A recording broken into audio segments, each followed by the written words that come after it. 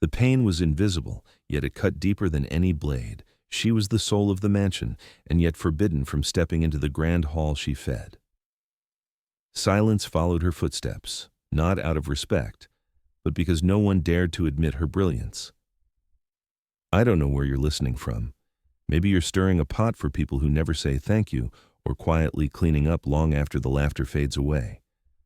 It doesn't matter what time it is, but I promise you, today's story will move you. This is the story of Maribel Hernandez, a woman whose weathered hands held more magic than any Michelin-starred kitchen, yet whose brilliance was buried beneath the cold marble floors of a San Francisco penthouse. At 4:30 each morning, while the city still slept under its blanket of fog, Maribel would slip through the service entrance of the towering glass monument that housed the Crane fortune. The elevator carried her silently to the 40th floor, where steel and glass created a palace that money could buy, but warmth could never inhabit.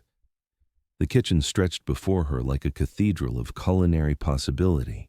Sub-zero refrigerators humming their expensive songs, wolf ranges gleaming under LED lights that cost more than most people's cars. But despite the millions of dollars in cryptocurrency investments, stock portfolios, and real estate holdings that Lucas Crane had accumulated through his tech empire, this space remained as cold as his heart. The marble countertops reflected nothing but emptiness, and the silence echoed with the absence of love. Maribel would tie her worn apron, the same one her abuela had given her 20 years ago, around her waist, and begin the ritual that had sustained her through 5 years of invisible service. Her hands, scarred from decades of honest work in Mission District kitchens, would knead masa for fresh tortillas, the familiar rhythm connecting her to memories of home. The scent of cumin and garlic would rise like prayers, filling the sterile air with something real, something human.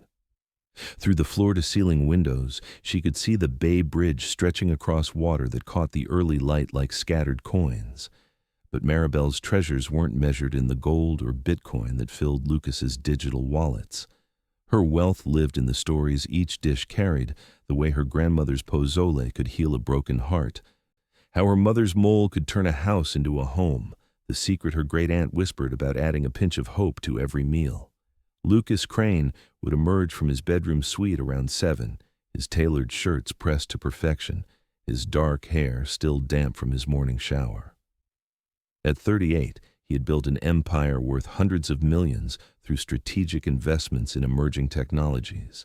His portfolio diversified across traditional stocks, cryptocurrency markets, and venture capital funds that shaped Silicon Valley's future. But success had carved lines of dissatisfaction around his eyes, and his mouth rarely remembered how to smile. He would pour himself coffee from the machine that cost more than most people's monthly salary, scrolling through market reports on his tablet as the aroma of Maribel's cooking filled the space around him. She would set his breakfast before him, perfectly scrambled eggs with fresh herbs from her small kitchen garden, handmade chorizo that carried the soul of her culture, warm tortillas that spoke of tradition in a language his money could never buy. But Lucas would eat in silence, his attention fixed on profit margins and acquisition target, never once acknowledging the woman who nourished his body while his spirit starved. The grand dining hall lay beyond a set of frosted glass doors that might as well have been prison bars. Maribel had been told in no uncertain terms that this space was off-limits to kitchen staff. It was here that Lucas entertained investors, where billion-dollar deals were struck over meals she prepared but could never witness. The mahogany table, imported from forests she would never see, seated 24 beneath crystal chandeliers that caught light like captured stars. But Maribel knew that despite the fortune surrounding every conversation, despite the assets and inheritance discussions that filled the air like expensive cologne, this room remained as empty as a tomb. She had learned to time her movements around the invisible boundaries that wealth created. When Lucas hosted his evening gatherings, she would retreat to the servants' quarters, listening through walls as laughter echoed from the space where her food brought joy to people who would never know her name. The irony cut deeper than any kitchen knife. Her hands created the flavors that sealed multi-million-dollar partnerships. Her skills provided the backdrop for decisions that moved markets. Yet she remained as invisible as the service elevators that carried her between worlds. But in the quiet moments between breakfast and dinner preparations, when sunlight streamed through the kitchen windows and painted golden rectangles on the polished floor, Maribel would close her eyes and remember. She could see her small apartment in the Mission District, where her own 3 children had grown up around a table that wobbled but held more love than all of Lucas's assets combined. She remembered Sunday mornings when her abuela would guide her young hands, teaching her that cooking wasn't about following recipes, but about pouring your heart into every dish until love became flavor and memories transformed into nourishment. Those children were grown now, scattered across the country, pursuing dreams that her sacrifices had made possible. Maria worked as a teacher in Phoenix, sending photos of her kindergarten students that Maribel treasured like gold. Diego had earned his engineering degree and found work in Seattle, his success measured not in stock options, but in the bridges he helped build. Little Carmen, no longer little, studied medicine at UCLA, her stethoscope carrying forward the healing tradition that had always lived in their family's hands. They called every Sunday, their voices filling the empty kitchen with warmth that no amount of cryptocurrency could match. They would ask about her work and Maribel would smile, telling them about the meals she prepared, the satisfaction of perfectly seasoned rice, the way fresh cilantro could transform a simple soup into something magical. But she never mentioned the loneliness that settled over her shoulders like fog rolling in from the bay. She never talked about how Lucas's dismissive glances made her feel smaller than dust, or how the other staff members looked through her as if she were made of glass. The household buzzed with efficient indifference. Maria Santos, the head housekeeper, ran the staff with military precision, her clipboard and schedules ensuring that Lucas's world functioned seamlessly. She had worked for wealthy families across Nob Hill for decades, her English crisp with just the faintest trace of her Salvadoran roots. But she had learned that survival in these marble halls required emotional detachment, and she viewed Maribel's warmth with suspicion, as if kindness were a luxury that domestic workers couldn't afford. "You work too hard," Maria would warn, watching Maribel stay late to perfect a sauce. "They don't pay us enough to care this much." But Maribel couldn't explain that caring wasn't something she could turn on or off like the flame beneath her pans. Cooking with love was as natural to her as breathing, and even in this cold palace, she couldn't bring herself to prepare food without pouring her soul into every dish. The daily routines created their own rhythm of small humiliations and invisible triumphs. Lucas would host his breakfast meetings in the formal dining room twice a week, entertaining venture capitalists and tech moguls whose net worth could fund small countries. Maribel would prepare elaborate spreads, fresh fruit arranged like artwork, pastries that required hours of patient labor, coffee from beans she hand-selected and roasted herself. The guests would praise the exceptional cuisine, wondering aloud about the chef responsible for such extraordinary flavors. But when Lucas accepted these compliments, he never mentioned Maribel's name. Instead, he would wave dismissively toward the kitchen, as if the food had materialized through magic rather than skill. "We have good people taking care of the details," he would say, reducing years of culinary passion to mere logistics. From behind the service door, Maribel would hear the laughter that followed. The casual assumption that excellence was simply another amenity that money could buy. The weight of invisibility grew heavier with each passing season. When tech journalists wrote profiles of Lucas's success, they photographed him in every room of the penthouse except the kitchen where the real magic happened.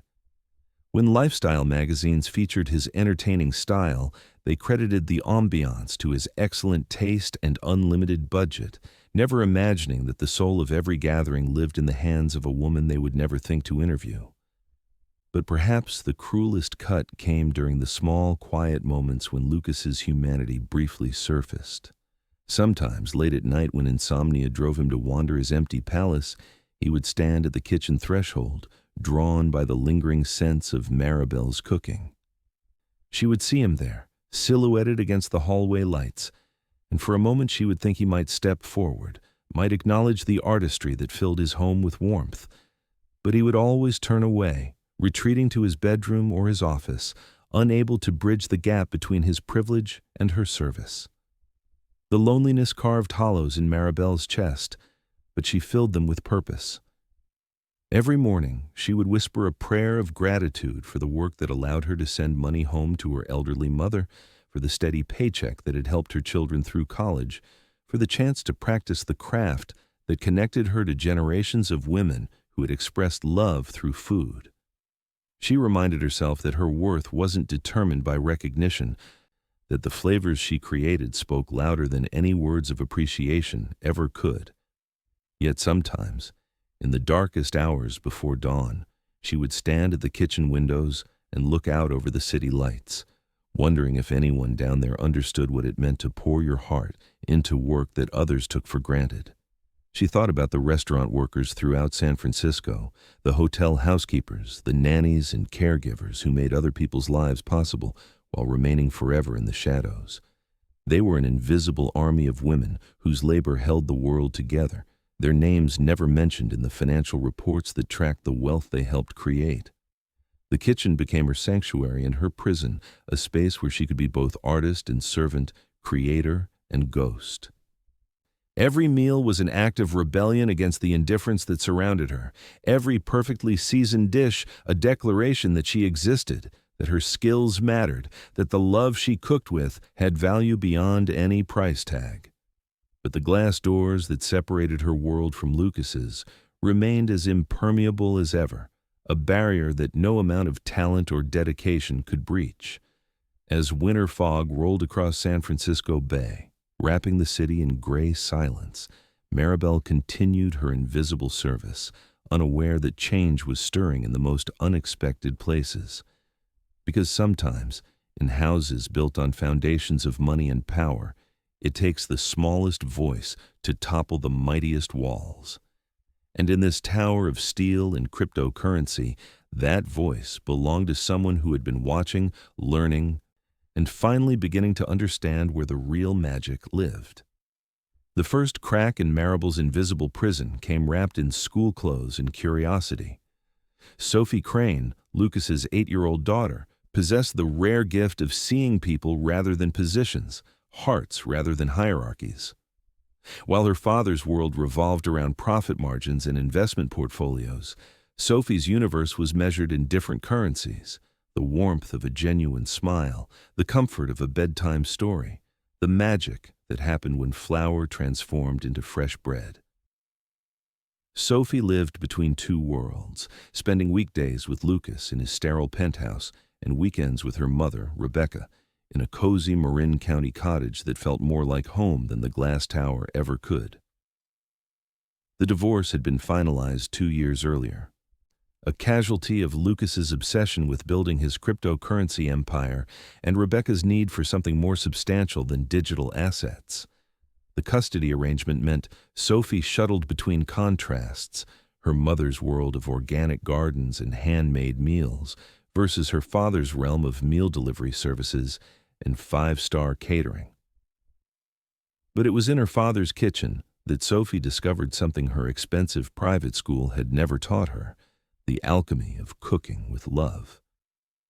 The first time she ventured past the glass doors that separated the main living areas from Maribel's domain, she was drawn by an aroma that seemed to carry stories within its invisible threads. She found Maribel preparing lunch, her movements graceful and purposeful as she tended 3 different pans, each requiring different attention, different timing, different care. "What are you making?" Sophie asked, her voice small but clear in the vast kitchen space. Maribel startled, nearly dropping her wooden spoon. In 5 years of working in this house, no member of the Crane family had ever entered her kitchen with anything other than complaints or demands. She looked toward the doorway, expecting Lucas to appear and scold his daughter for bothering the help, but heard only the distant hum of a conference call from his office. "Arroz con pollo," Maribel answered softly, then quickly corrected herself. "Chicken with rice for your father's lunch." Sophie climbed onto one of the bar stools, her legs dangling as she watched Maribel work. There was something hypnotic about the way the older woman moved, never wasting motion, her hands knowing exactly where to find each ingredient without looking. It was like watching a dancer who had perfected her routine through years of practice, every gesture flowing into the next with unconscious elegance. "Can you teach me?" Sophie asked, the question taking both of them by surprise. Maribel's first instinct was to politely decline, to suggest that Sophie ask her father to hire a proper cooking instructor if she was interested in culinary arts. But something in the child's eyes stopped her, a loneliness that mirrored her own, a hunger that had nothing to do with food. This little girl, surrounded by every material comfort that millions of dollars could provide, was starving for something that money couldn't buy. "Your father," Maribel began carefully, "he might not like—" "He's on calls until dinner," Sophie interrupted, her voice carrying the matter-of-fact tone of a child who had learned to navigate around her parents' schedule. "He won't even know." And so began a secret friendship that would gradually transform both their lives. Every afternoon when Sophie returned from her prestigious Pacific Heights private school, she would slip into the kitchen where Maribel was already preparing dinner. She would wash her hands without being asked, tie her hair back with one of Maribel's extra hairbands, and position herself at the counter like an eager apprentice ready to learn magic. Maribel started with simple tasks, washing vegetables, measuring rice, stirring sauces that didn't require precise timing. But Sophie was a natural student, her small hands steady as she learned to hold a knife properly. Her palate surprisingly sophisticated as she tasted and adjusted seasonings under Maribel's patient guidance. More importantly, she listened with the intensity that only children possess, absorbing not just techniques, but the stories that gave each dish meaning. "In my family," Maribel explained as they prepared fresh salsa, "we say that food is love made visible. When my abuela taught me this recipe, she told me that every ingredient carries the love of the woman who grows it, prepares it, shares it. The tomatoes hold sunshine and rain. The cilantro carries the songs that farmers sing while they work. The lime adds the brightness of hope." Sophie absorbed these lessons like dry earth welcoming rain. She learned that cooking wasn't about following directions, but about understanding the why behind each step. She discovered that garlic needed to be pressed with the flat side of a knife to release its full flavor, that onions cried when you cut them because they were releasing their sweetness, that the secret to perfect rice was patience and faith rather than constant checking. But the most important lesson had nothing to do with technique. Sophie learned that Maribel was not just the help, but an artist whose canvas was flavor, a storyteller whose medium was food, a woman whose quiet dignity deserved respect rather than dismissal. She began to see the inequality that had always surrounded her, but remained invisible until now, the way her father spoke to Maribel versus how he addressed his business associates, the fact that Maribel ate her meals alone in the kitchen while the family dined in the formal room, the casual assumption that some people's contributions mattered less than others. "Why don't you eat with us?" Sophie asked one afternoon, as she helped Maribel prepare a complex mole sauce that required 20 different ingredients and 3 hours of careful attention. The question caught Maribel off guard, not because she hadn't wondered the same thing herself, but because no one had ever asked it aloud. How could she explain to an 8-year-old the invisible boundaries that separated those who served from those who were served?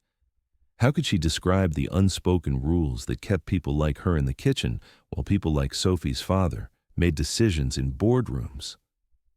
"Different people have different jobs," Maribel said carefully, stirring the darkening sauce as she searched for words. "My job is to make sure your family has delicious food. That makes me happy." But Sophie was too smart to accept such a simplified explanation. She had watched Maribel's face when Lucas dismissed her cooking as adequate, or when guests praised the food without wondering who had prepared it. She had seen the flash of hurt that crossed Maribel's features before she carefully composed herself, focusing on her work as if emotions were luxuries she couldn't afford. Their afternoon cooking sessions became the highlight of both their days. Sophie would rush home from school, completing her homework as quickly as possible so she could join Maribel in the kitchen. They would work side by side, Sophie chattering about her day while Maribel shared stories from her own childhood, painting pictures of a warm, crowded house where everyone gathered around a table that barely fit them all, but somehow always had room for one more. Maribel found herself looking forward to these moments with an anticipation that surprised her. For the first time in years, she had someone who truly saw her work, who appreciated not just the final product, but the care and skill that went into every detail. Sophie would notice when Maribel adjusted a recipe to accommodate Lucas's preferences, when she carefully plated dishes to make them more visually appealing, when she tasted and retasted sauces until they achieved perfect balance. "You're an artist," Sophie declared one afternoon, watching Maribel arrange fresh herbs on a soup that looked more like a painting than a meal. "Like the painters at the museums Mom takes me to, except you paint with flavors." The comparison made Maribel's chest tighten with unexpected emotion. She had never thought of herself as an artist, despite the fact that she could transform simple ingredients into complex symphonies of taste and texture. She had been taught to see cooking as service, as work, as something she did for others rather than an expression of her own creativity and passion. But through Sophie's eyes, she began to recognize her own artistry. She saw how her hands moved with practiced grace, how her palate could detect subtle imbalances that others would miss, how her instincts guided her to adjust recipes in ways that elevated them beyond mere sustenance. She realized that the knowledge she carried, passed down through generations of women who had learned cooking not from expensive schools but from love and necessity, had value that couldn't be measured in Lucas's stock portfolios or cryptocurrency wallets. Their secret friendship might have continued indefinitely, a bright spot in both their lives that existed in the margins of Lucas's awareness. But secrets have a way of revealing themselves, especially when they carry as much joy and transformation as this one did. Sophie began to approach meals with new appreciation, complimenting flavors and asking questions that revealed her growing culinary knowledge. She started requesting specific dishes, describing them with vocabulary that 8-year-olds shouldn't possess unless they had been learning from someone who truly understood food.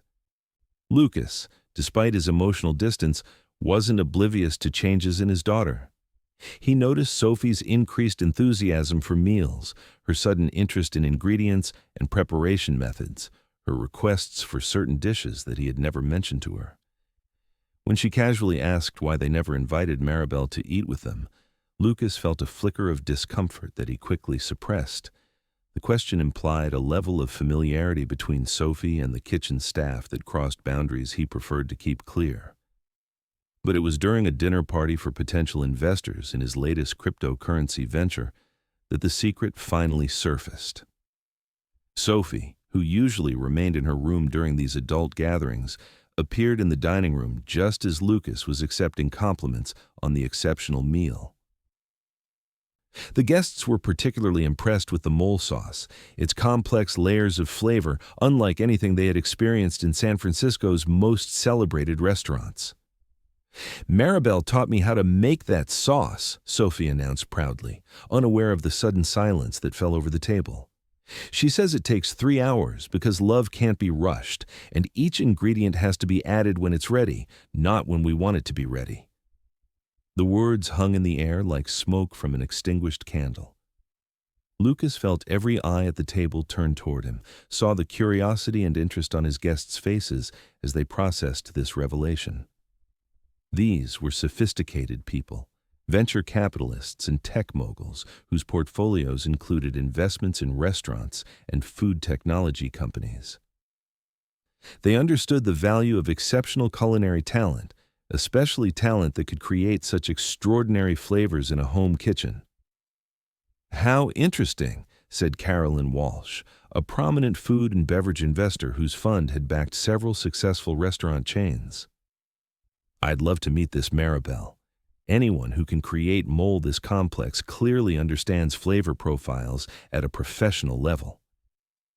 Lucas felt heat rise in his cheeks, a combination of embarrassment at being caught off guard and irritation at Sophie for breaking protocol. But beneath these surface emotions was something else, a recognition that his 8-year-old daughter had seen something in Maribel that he had deliberately ignored, had valued something he had automatically dismissed. "I'll be sure to pass along your compliments," he said stiffly, hoping to redirect the conversation back to business matters. But Caroline wasn't finished. "You know, we're always looking for authentic voices in the food space," she continued, her interest clearly piqued. "Home cooks who understand traditional techniques often have insights that formally trained chefs miss. If she's ever interested in exploring opportunities beyond private service—" The suggestion hung in the air like an invitation to a world Lucas had never imagined. The idea that his kitchen staff might have value beyond their service to his family, might possess talents that could translate into independent success, challenged his fundamental understanding of the hierarchy that structured his world. People like Maribel worked for people like him. That was the natural order, the arrangement that his wealth and success had earned him. The possibility that she might have options, might choose to leave his employ, introduced an element of uncertainty that his carefully controlled life couldn't accommodate. But as he looked at Sophie's proud smile, at the genuine admiration in his guests' eyes as they continued to praise the meal that Maribel had created, Lucas felt the first crack in the wall he had built between himself and the woman who had been feeding his family for 5 years. It was just a hairline fracture, barely visible to the naked eye, but it was there nonetheless, a tiny opening through which doubt and eventually recognition might eventually find their way. The evening continued, the conversation eventually moving back to safer topics of market trends and investment strategies. But something had shifted, a seed of awareness planted in soil that had previously been too hard to support anything beyond profit and acquisition. Sophie had unknowingly set in motion a chain of events that would eventually transform everyone in that glass tower, starting with the man who thought he owned everything, but was slowly discovering he understood nothing about the true value of what he possessed. The days following Sophie's dinner party revelation brought attention to the penthouse that settled like fog over San Francisco Bay, invisible but unmistakably present. Lucas found himself noticing things that had previously registered as mere background noise. The quiet efficiency with which Maribel managed his kitchen, the care she took in presenting even simple meals, the way Sophie lingered after school in spaces that had once held no interest for her. He began to observe Maribel with the analytical attention he typically reserved for potential investments or market trends. Her work ethic was undeniable, arriving before dawn, staying until every surface gleamed, maintaining standards that exceeded anything he had explicitly requested. But it was her interaction with Sophie that puzzled and, if he was honest, irritated him. His daughter had developed opinions about food that seemed suspiciously sophisticated, asking for dishes by their proper Spanish names and describing flavor profiles with vocabulary that certainly hadn't come from her expensive private school curriculum. The irritation crystallized into action on a Thursday morning when Lucas, emerging earlier than usual from his bedroom, caught sight of Sophie and Maribel working together at the kitchen counter. They were preparing what appeared to be homemade tortillas, Sophie's small hands mimicking Maribel's movements as they pressed masa into perfect circles. Their conversation was conducted in a mixture of English and Spanish, Sophie's accent still rough but enthusiastic, as she practiced phrases Maribel had taught her. "Buenos dias, Papa," Sophie called out brightly, not seeming to notice his tight expression. "Maribel is teaching me how to make tortillas from scratch. Did you know that store-bought ones have preservatives that change the flavor? These taste completely different, like sunshine and corn and—" "Sophie, that's enough," Lucas interrupted, his voice sharp enough to stop both the tortilla lesson and his daughter's chatter mid-sentence. "You need to get ready for school, and Maribel—" He paused, choosing his words carefully. "I'm sure you have plenty of work to do without additional responsibilities." The message was clear, even wrapped in polite language. Maribel stepped back from the counter immediately, her hands automatically reaching for a dish towel to occupy themselves. Of course, Mr. Crane. I was just... Sophie asked. I understand, Lucas said, though his tone suggested he understood far more than he approved of. Sophie, go get ready for school. The car will be here in 20 minutes. Sophie gathered her backpack with movements that had lost their earlier enthusiasm, glancing back at the half-finished tortillas as if they represented something more than interrupted breakfast preparation. At the kitchen doorway, she paused. Will you finish them? She asked Maribel quietly. So I can have them when I get home? Before Maribel could respond, Lucas answered for her. Maribel has other responsibilities. If you want fresh tortillas, I can order them from that organic place in the Mission District. The offer was generous in one sense. The restaurant Lucas mentioned was expensive, their tortillas handmade by acclaimed chefs who had turned traditional Mexican cooking into trendy cuisine. But Sophie was old enough to recognize the difference between buying something and creating it, between expensive food and food made with love.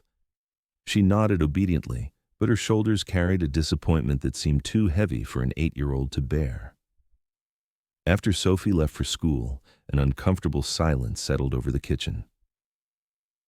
Maribel continued her morning routine, cleaning the breakfast dishes, preparing Lucas's lunch, wiping down surfaces that were already spotless, but her movements lacked their usual fluid grace. She seemed smaller somehow, as if Lucas's words had physically diminished her presence in the space where she had worked for 5 years. Lucas lingered longer than usual, ostensibly checking his phone for market updates, but actually studying Maribel with the attention he might give to a problematic employee. He told himself that he was setting appropriate boundaries, maintaining professional distance that had become blurred through Sophie's innocent enthusiasm. The kitchen was part of his home, but it was also Maribel's workplace, and he had every right to establish guidelines about how that space was used. But watching Maribel's careful movements, seeing how she avoided meeting his eyes, remembering the joy in Sophie's voice as she practiced Spanish words, Lucas felt something uncomfortably close to shame. The feeling irritated him further. He was paying Maribel well above market rate for domestic help, providing steady employment and excellent benefits. Their relationship was professional and fair, built on clear expectations that benefited both parties. The fact that his daughter had formed an attachment to the household staff was natural enough, but it was his responsibility as a parent to maintain appropriate boundaries. The rationalization might have satisfied his conscience completely, if not for the tortillas. Maribel had quietly finished preparing them after Sophie left, the masa circles transforming into golden, fragrant rounds under her patient attention. She wrapped them in a clean kitchen towel and placed them on the counter, where Sophie would see them immediately upon returning from school. A small act of kindness that spoke louder than any words about who Maribel really was beneath the professional courtesy she maintained. That afternoon, Lucas heard Sophie's delighted exclamation from his office when she discovered the tortillas waiting for her. He found himself walking toward the kitchen, drawn by sounds of happiness that had become rarer in their home since the divorce. Sophie was sitting at the counter, tearing off pieces of warm tortilla and eating them plain, her face illuminated by simple pleasure. "They're perfect," she announced as Lucas appeared in the doorway. "Maribel left them for me even though you said she was too busy." "Isn't that nice?"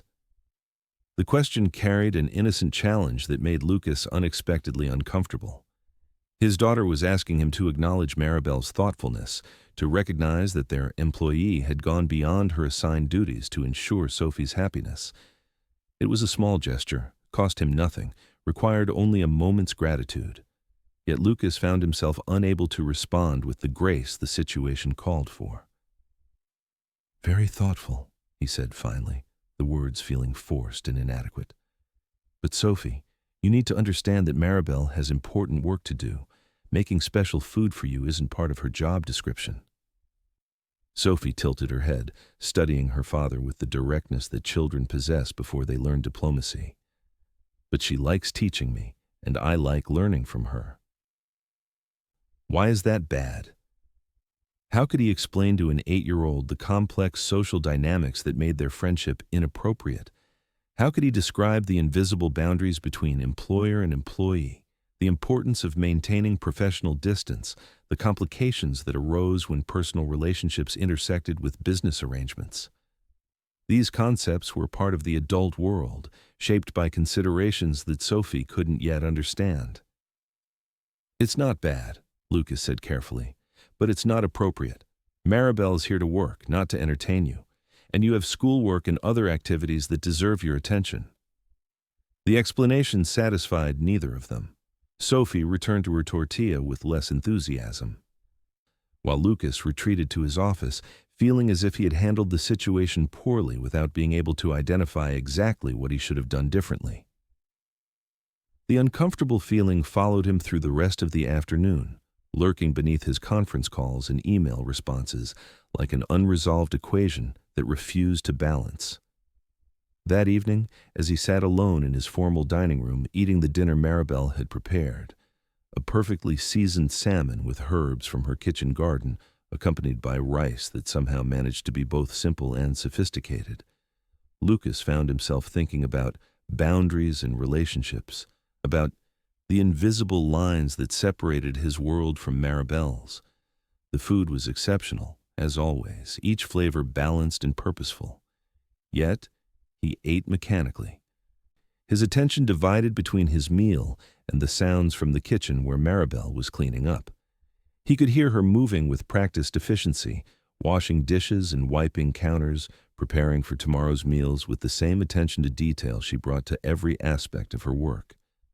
Occasionally, he caught fragments of humming, soft, melodic phrases in Spanish that seemed to carry stories within their gentle rhythms. It was a sound he had been hearing for 5 years without really listening, background music to his evening routine that he had never consciously noticed. But tonight, perhaps because of the day's tension, or Sophie's disappointment, or the memory of those perfect tortillas, Lucas found himself actually hearing Maribel's quiet songs. They were probably lullabies, he realized, or folk songs her own mother had sung while cooking for her family. They spoke of a life beyond his penthouse, of traditions and memories that had shaped the woman who prepared his meals with such care and skill. For a moment, he almost pushed back from the table, almost walked into the kitchen to apologize for the morning's harshness or to ask about the songs she was singing. The impulse surprised him with its intensity. When had he last felt compelled to have a personal conversation with an employee? When had he last considered that the people who worked for him might have stories worth hearing, experiences worth acknowledging? But the moment passed, as such moments often do when they require more courage than convenience. Lucas finished his dinner in the formal solitude he had curated for himself, surrounded by art and furniture and technology that represented his success, but somehow failed to provide satisfaction. The humming from the kitchen eventually faded as Maribel completed her work and left for her own home in the Mission District, taking with her the warmth that somehow never lingered in the spaces money had decorated. That night, unable to sleep despite his exhaustion, Lucas found himself standing at his bedroom window, looking out over the city lights that stretched toward the bay. Somewhere in that grid of illumination, Maribel was probably preparing for another early morning, setting her alarm for 4:30 so she could arrive before he woke and create the breakfast that would start his day with flavors he had learned to take for granted. And somewhere else in the city, perhaps in Carolyn Walsh's Russian Hill home, sophisticated investors were probably still talking about the extraordinary mole sauce that had impressed them at his dinner party. Sauce created by a woman whose name he had never bothered to include in his dinner party conversations. The realization that his guests knew more about appreciating Maribel's talents than he did should have been humbling. Instead, it felt threatening, as if acknowledging her skills would somehow diminish his own achievements or complicate the clear hierarchies that structured his successful life. Lucas had built his fortune by identifying value and acquiring it, but he had never learned to value what he didn't own, to appreciate talents that couldn't be purchased or controlled.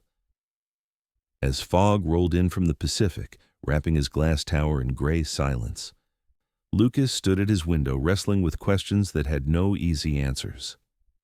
In the morning, Maribel would return to her kitchen, Sophie would beg for another cooking lesson, and he would face again the choice between maintaining boundaries and acknowledging the humanity of the woman whose skill and care had been sustaining his family for 5 years. The decision seemed simple enough. He was the employer. His rules should govern his household. His authority should remain unquestioned. But simple decisions, Lucas was beginning to discover, weren't always the same as right ones. And in the morning light that would soon break over San Francisco Bay, the consequences of that confusion would begin to unfold with the inexorable force of all truths that have been too long denied. The gathering storm arrived wrapped in opportunity and arrogance, wearing a chef's coat that cost more than most people's monthly salary, and carrying credentials that read like a roadmap to culinary stardom. Chef Marcel Beaumont had earned his reputation in the intensely competitive kitchens of New York and Paris, where his innovative fusion of classical French techniques with modern molecular gastronomy had earned him James Beard nominations and a devoted following among critics who measured excellence in Michelin stars and reservation waiting lists. Lucas had discovered Marcel through Caroline Walsh, the venture capitalist who had been so impressed with Maribel's mole sauce at the dinner party. But Caroline's recommendation focused not on finding someone to appreciate authentic cooking, but rather on elevating Lucas's entertaining to a level that matched his financial success. If you're going to host investors and tech leaders, your food should reflect your sophistication, she had argued during a lunch meeting at one of San Francisco's most exclusive restaurants. Marcel is expensive, but he's the kind of chef who can turn a dinner party into a business advantage. The logic appealed to Lucas's strategic mind. His penthouse was designed to impress with its floor-to-ceiling windows offering panoramic views of the bay, its art collection carefully curated by galleries that understood the language of wealth, its technology seamlessly integrated into daily life. But his dinner parties, while comfortable, lacked the dramatic flair that could transform business meetings into memorable experiences that closed deals and cemented relationships. Marcel's portfolio was undeniably impressive. Photographs of dishes that looked more like sculptural installations than food, testimonials from clients whose names appeared regularly in Forbes and Wall Street Journal, a waiting list that stretched months into the future. His rates reflected his exclusivity, $50,000 for a single evening's entertainment, not including ingredients, staff, or the custom equipment he required for his signature preparations. The expense was negligible compared to Lucas's quarterly cryptocurrency earnings, just another line item in a lifestyle that routinely included private jet travel and art acquisitions. But the decision to hire Marcel for his upcoming investor dinner represented more than financial calculation. It was a statement about the kind of host Lucas intended to become, the level of sophistication he wanted to project, the distance he planned to maintain from anything that might be considered ordinary or pedestrian. The announcement came on a Tuesday morning in March, delivered with characteristic directness as Maribel prepared Lucas's breakfast. She was sautéing mushrooms for an omelet, the kitchen filled with the earthy aroma that had become one of his favorite ways to start the day when he appeared with his coffee and tablet, ready to review his schedule while she cooked. "I'll be hosting an important dinner here next month," Lucas began, his attention seemingly focused on his morning market reports. "About 20 guests, investors mostly, some potential partners in a new cryptocurrency venture. I've hired a chef to handle the event, so you'll have that evening off." Maribel's spatula paused for just a moment before continuing its gentle movement through the mushrooms. She had catered many of Lucas's business dinners over the years, taking pride in creating menus that balanced sophistication with approachability, flavors that impressed without overwhelming.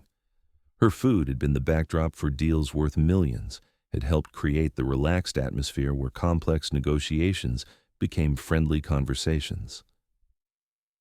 "Of course, Mr. Crane," she said quietly, focusing on folding his omelet with the perfect technique she had mastered through repetition. "Should I prepare anything special for the week leading up to the dinner?" "Sometimes guests have dietary restrictions."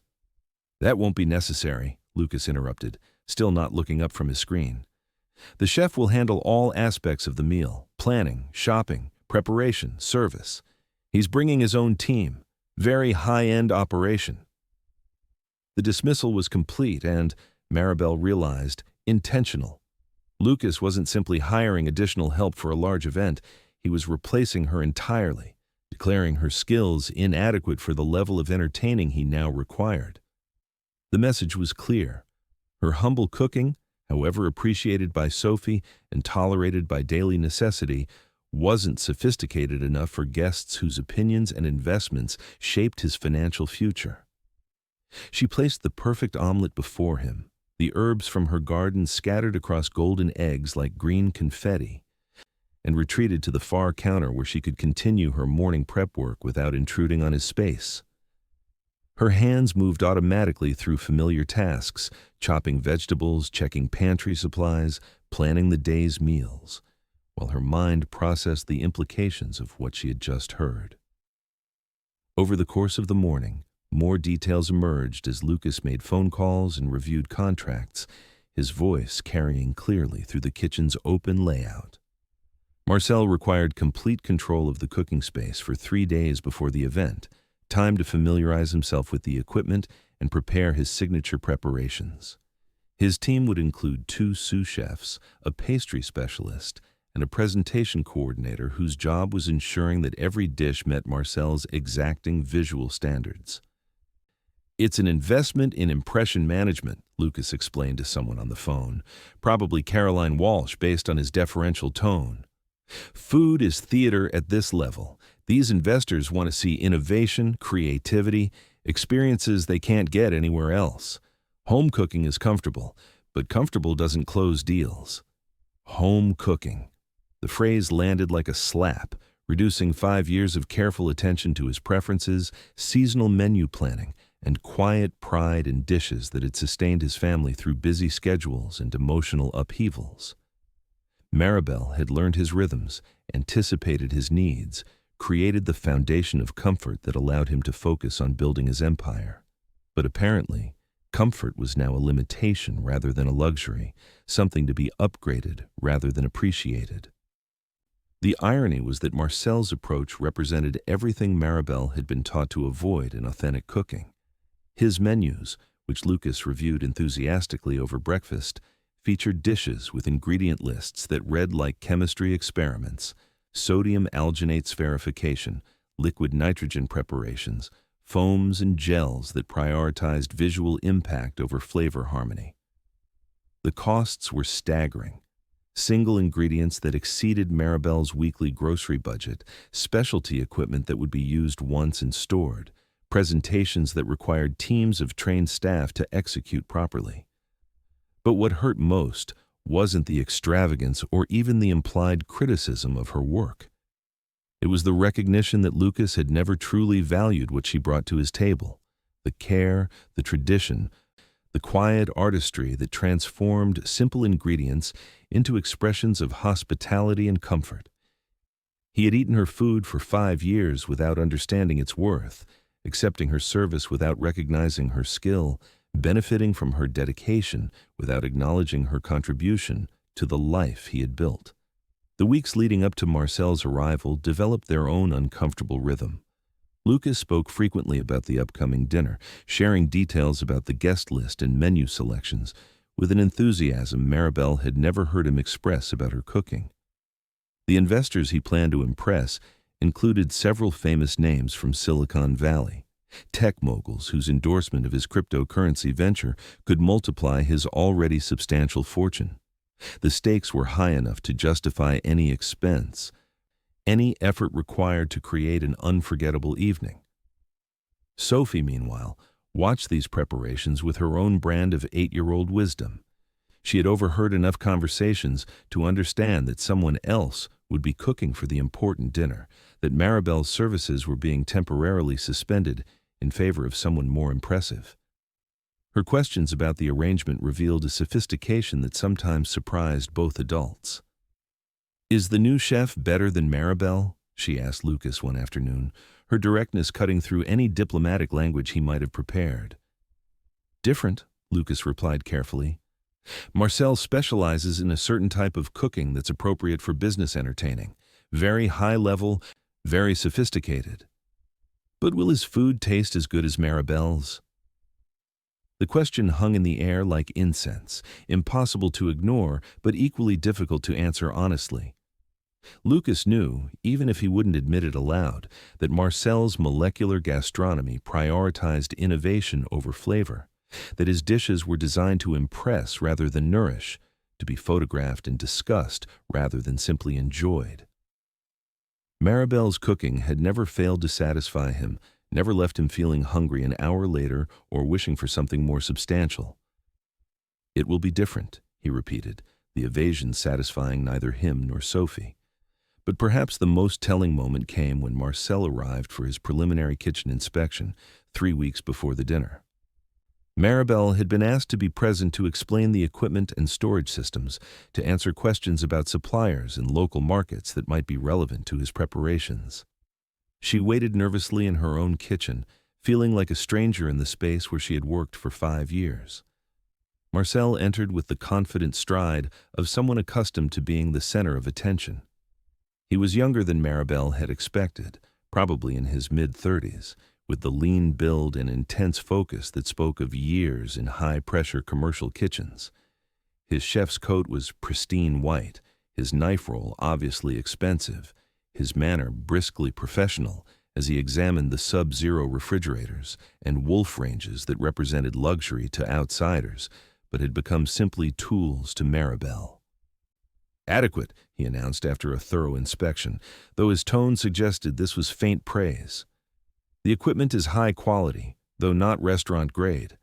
I'll need to bring some of my own pieces: immersion circulators, pack-o-jet, rotary evaporator, the usual molecular setup." He opened cabinets and drawers with the casual authority of someone taking inventory, examining Maribel's carefully organized spice collection and the specialized tools she had accumulated over years of cooking. His hands moved quickly through her pantry supplies, dismissing most of what he found as inadequate for his purposes. "I'll need to source everything fresh," he continued, making notes on his tablet. "My suppliers in New York can ship most ingredients, though I'll need to find local sources for some items. Do you have connections with specialty produce vendors?"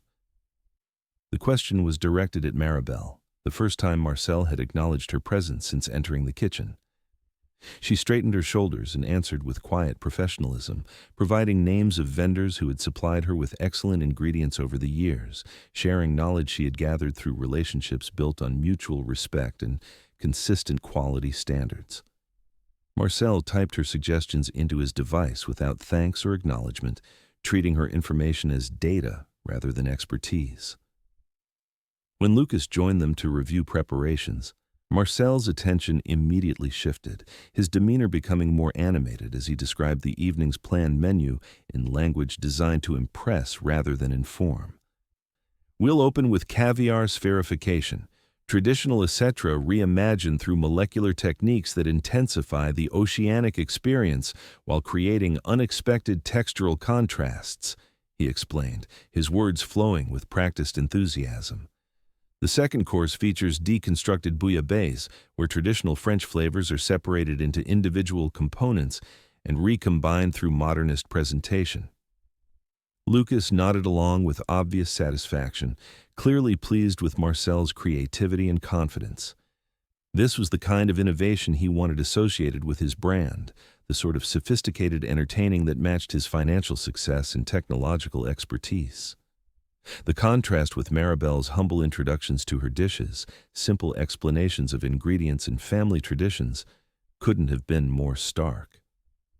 Standing in her own kitchen, listening to two men discuss its transformation into something she no longer recognized, Maribel felt the full weight of her invisibility.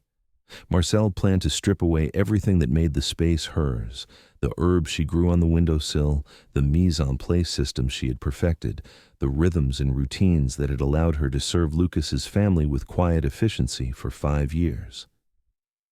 In their place would be equipment she didn't understand, techniques she had never learned, an approach to food that prioritized spectacle over sustenance, But perhaps most painful of all was watching Lucas's excitement about this temporary transformation. He spoke with Marcel as an equal, respected his expertise, asked thoughtful questions about technique and presentation. It was the kind of professional conversation he had never attempted with Maribel, despite her years of dedicated service and obvious skill. The difference wasn't just about cooking, it was about who deserved respect, whose knowledge mattered, whose contributions were worthy of recognition and discussion. As Marcel completed his inspection and left to prepare his shopping lists and equipment orders, Maribel remained in the kitchen that would soon be transformed beyond her recognition. The late afternoon sun streamed through windows she cleaned every morning, illuminating surfaces she polished every evening, creating shadows across the floor she had mopped thousands of times with pride in maintaining Lucas's home. In 3 weeks, strangers would occupy this space, would cook with ingredients she had never used and techniques she had never learned, would create food designed to impress people who had never tasted her cooking or acknowledged her existence. And when the evening was over, when Marcel and his team departed with their specialized equipment and leftover molecular preparations, she would return to restore the kitchen to its original purpose, feeding a family who had never fully appreciated what she offered, preparing meals for people who saw her as a service provider rather than an artist in her own right. The sun set over San Francisco Bay, painting the sky in shades of orange and pink that reminded Maribel of the sunsets she had watched from her abuela's kitchen window decades ago. But tonight, the beauty felt distant, separated from her by glass walls and emotional barriers that seemed increasingly impossible to bridge. Tomorrow would bring another day of invisible service, another step toward an event designed to celebrate everything she was not, another reminder that in Lucas Crane's world, she would always be just the help. The morning of reckoning arrived with the precision of a Swiss watch and the brutality of a San Francisco earthquake. Marcel and his team had been transforming the penthouse kitchen for 3 days, installing equipment that hummed and bubbled with scientific precision, arranging ingredients that arrived in temperature-controlled containers from specialty purveyors across 3 states. The familiar warmth of Maribel's domain had been replaced by something that resembled a laboratory more than a place where food was prepared with love. Lucas moved through his morning routine with barely contained excitement, checking and rechecking details for the evening that would either cement his next major cryptocurrency investment or demonstrate to potential partners that he lacked the sophistication they found so valuable. 22 of the most influential investors in Silicon Valley would gather around his dining table, their combined net worth exceeding the GDP of small countries, their decisions capable of transforming markets and creating or destroying fortunes overnight. Maribel arrived that morning to find her kitchen completely unrecognizable. Marcel's equipment occupied every surface, immersion circulators maintaining precise temperatures in water baths, liquid nitrogen dewars creating clouds of vapor, a packagette that could transform frozen preparations into impossibly smooth textures. Her carefully organized spice collection had been moved aside to make room for molecular ingredients whose names she couldn't pronounce. Methyl cellulose, agar-agar, calcium lactate, sodium alginate. "You're early," Marcel announced without looking up from his prep station, where he was using tweezers to arrange microgreens on plates with the concentration of a watchmaker. "I thought Lucas said you had the evening off." "I always come in early," Maribel replied quietly, uncertain of her role in this transformed space. "To prepare breakfast, make sure everything is ready for the day." Marcel finally glanced up, his expression suggesting mild irritation at having his concentration interrupted. "Right. Well, Lucas is having breakfast catered this morning. French pastries from that place on Union Street. We need complete focus for tonight's preparations. Maybe you could, I don't know, clean something? Organize the wine cellar? Stay out of the kitchen?" The dismissal was casual but complete, delivered with the absent-minded cruelty of someone so focused on his own importance that other people's feelings simply didn't register. Maribel nodded and retreated toward the service areas, but found herself unable to leave entirely. This kitchen had been her sanctuary for 5 years, the place where she had expressed love through food and found purpose through service. Watching strangers occupy her space felt like watching her own funeral. She found tasks on the periphery, polishing silver in the dining room, arranging fresh flowers Lucas had ordered for the event, ensuring that linens were perfectly pressed and glassware spotless. But her attention kept drifting back to the kitchen, where Marcel's team worked with choreographed efficiency that she had to admit was impressive, even if it bore no resemblance to the intuitive artistry that had always guided her own cooking. Sophie returned from school to find the penthouse bustling with unfamiliar activity. The quiet rhythms that had structured her afternoon routine, homework at the kitchen counter while Maribel prepared dinner, stories shared over warm tortillas and fresh fruit, had been replaced by something that felt more like a catering event than home. She wandered through the transformed spaces looking lost, her school backpack still on her shoulders as if she wasn't sure where she belonged in this suddenly foreign environment. "Where's Maribel?" she asked Lucas, finding him in his office reviewing seating charts and wine selections for the evening's dinner. "She has the evening off," Lucas replied without looking up from his papers. "Marcel and his team are handling everything tonight. Very exciting. You'll get to see real professional cooking. Maybe you can watch from your room, see how the experts do it." But Sophie had spent enough afternoons in the kitchen to recognize the difference between expert technique and genuine care.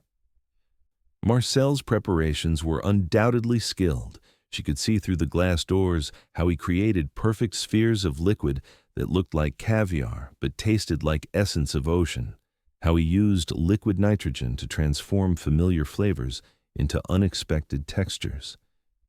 Yet, something essential was missing, some quality that Maribel brought to even the simplest meal that made food feel like love rather than mere sustenance. "Can I help Maribel with something?" Sophie persisted, her 8-year-old intuition sensing that the woman who had become so important to her daily happiness was being excluded from the excitement that filled their home. "Sophie, I've told you before," Lucas said, his patience beginning to fray under the pressure of final preparations. "Maribel is an employee, not a family friend. Tonight is important business, and I need you to understand the difference between appropriate behavior and whatever this attachment is that you've developed." The words carried more harshness than Lucas had intended, shaped by stress and the social anxiety that always preceded events where his reputation was at stake. But they landed on Sophie with the force of a door slamming shut, separating her from the relationship that had brought so much joy to her afternoons and teaching her an ugly lesson about the hierarchies that structured her father's world.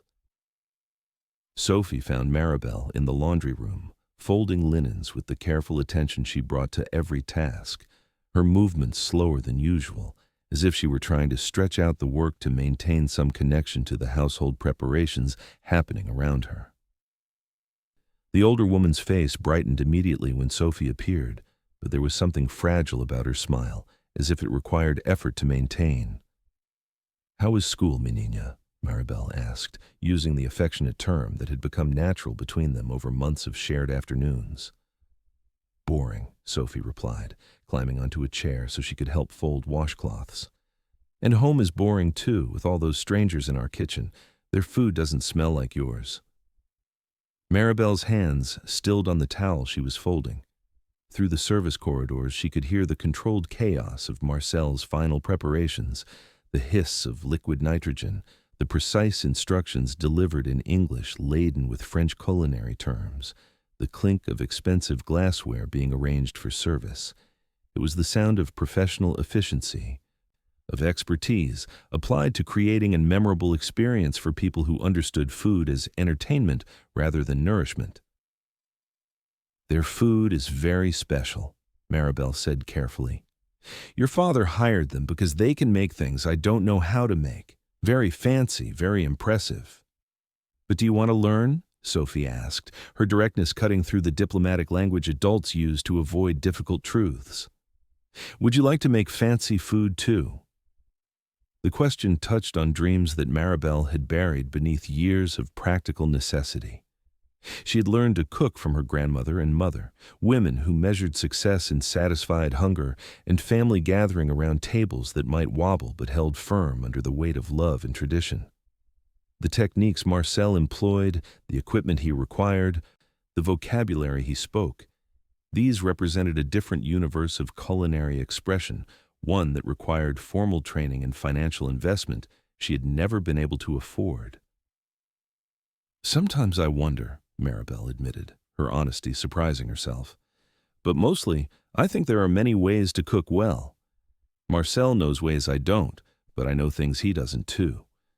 Different doesn't mean better, just different." Sophie absorbed this wisdom with the gravity that children bring to concepts that help them understand the adult world. She had seen enough of Marcel's preparations to recognize their technical sophistication, but she had also experienced the warmth that filled the kitchen when Maribel worked, the way food became a conversation between the cook and anyone lucky enough to share her table. As evening approached and the first guests began arriving, Maribel helped Sophie prepare for her role as watcher rather than participant. From Sophie's bedroom window, they could see luxury cars pulling up to the building's entrance. Teslas and BMWs and the occasional Mercedes, vehicles that represented the kind of wealth that considered five-figure dinner parties reasonable entertainment expenses. "Will you stay until I go to bed?" Sophie asked, her voice small in the way that suggested she already knew the answer. "Of course," Maribel promised, though she wasn't sure how she would occupy herself during the long evening when her normal routines had been suspended. "We can read stories, or I can teach you to braid your hair the way my grandmother taught me." Through the walls, they could hear Lucas greeting his guests, his voice carrying the enthusiasm of a host who believed everything was proceeding perfectly according to plan. The dinner would be served in courses designed to create conversation and impression, each dish accompanied by wine selected to complement both the food and the business relationships Lucas hoped to cultivate. Maribel had catered dozens of Lucas's business dinners over the years, had listened from the kitchen as deals worth millions were discussed over her food, had seen how the right meal could create the relaxed atmosphere where complex negotiations became friendly conversations. She knew which guests preferred bold flavors versus subtle preparations, who had dietary restrictions that required careful attention, which wines paired well with both the food and the personalities around the table. But tonight, that knowledge was irrelevant. Marcel and his team had their own systems, their own approach to hospitality that prioritized spectacle over personalization. The guests would be impressed, certainly. Marcel's reputation guaranteed that much. But they would experience Lucas's dinner as performance rather than hospitality, as demonstration rather than welcome. From Sophie's window, they watched the last guests arrive. Caroline Walsh in a silver Porsche, followed by tech moguls whose names regularly appeared in financial media, venture capitalists whose investment decisions shaped the future of emerging technologies. These were people who could write checks for amounts that would transform Maribel's life, who considered Lucas's penthouse a pleasant but unremarkable venue for the kind of dinner party that happened routinely in their social circles. As the evening progressed, cooking aromas began drifting through the penthouse's ventilation system. But these were different from the familiar scents that usually marked dinner preparation, less earthy and warm, more clinical and precisely controlled. Marcel's molecular techniques created flavors that surprised rather than comforted, textures that challenged expectations rather than satisfying hunger. Sophie fell asleep against Maribel's shoulder as they sat together on the window seat, watching city lights twinkle across the bay like scattered diamonds. But Maribel remained awake, listening to the sounds of other people serving food in her kitchen. Wondering if Lucas's guests were enjoying their innovative meal or simply politely appreciating its technical accomplishments. She didn't know that downstairs, despite Marcel's undeniable skill and Lucas's obvious pride in the evening's sophistication, something indefinable was missing from the gathering. The food was impressive, the presentation flawless, the wine pairings expertly chosen. But the warmth that had always characterized Lucas's dinner parties, The sense of welcome that his guests had unconsciously associated with dining in his home seemed to have evaporated along with the familiar cooking aromas that used to greet them at his door. As midnight approached and the last guest departed, as Marcel's team began the complex process of cleaning their specialized equipment and packing their molecular ingredients, as Lucas reflected on an evening that had been successful in every measurable way but somehow felt less satisfying than he had expected, Maribel finally allowed herself to sleep.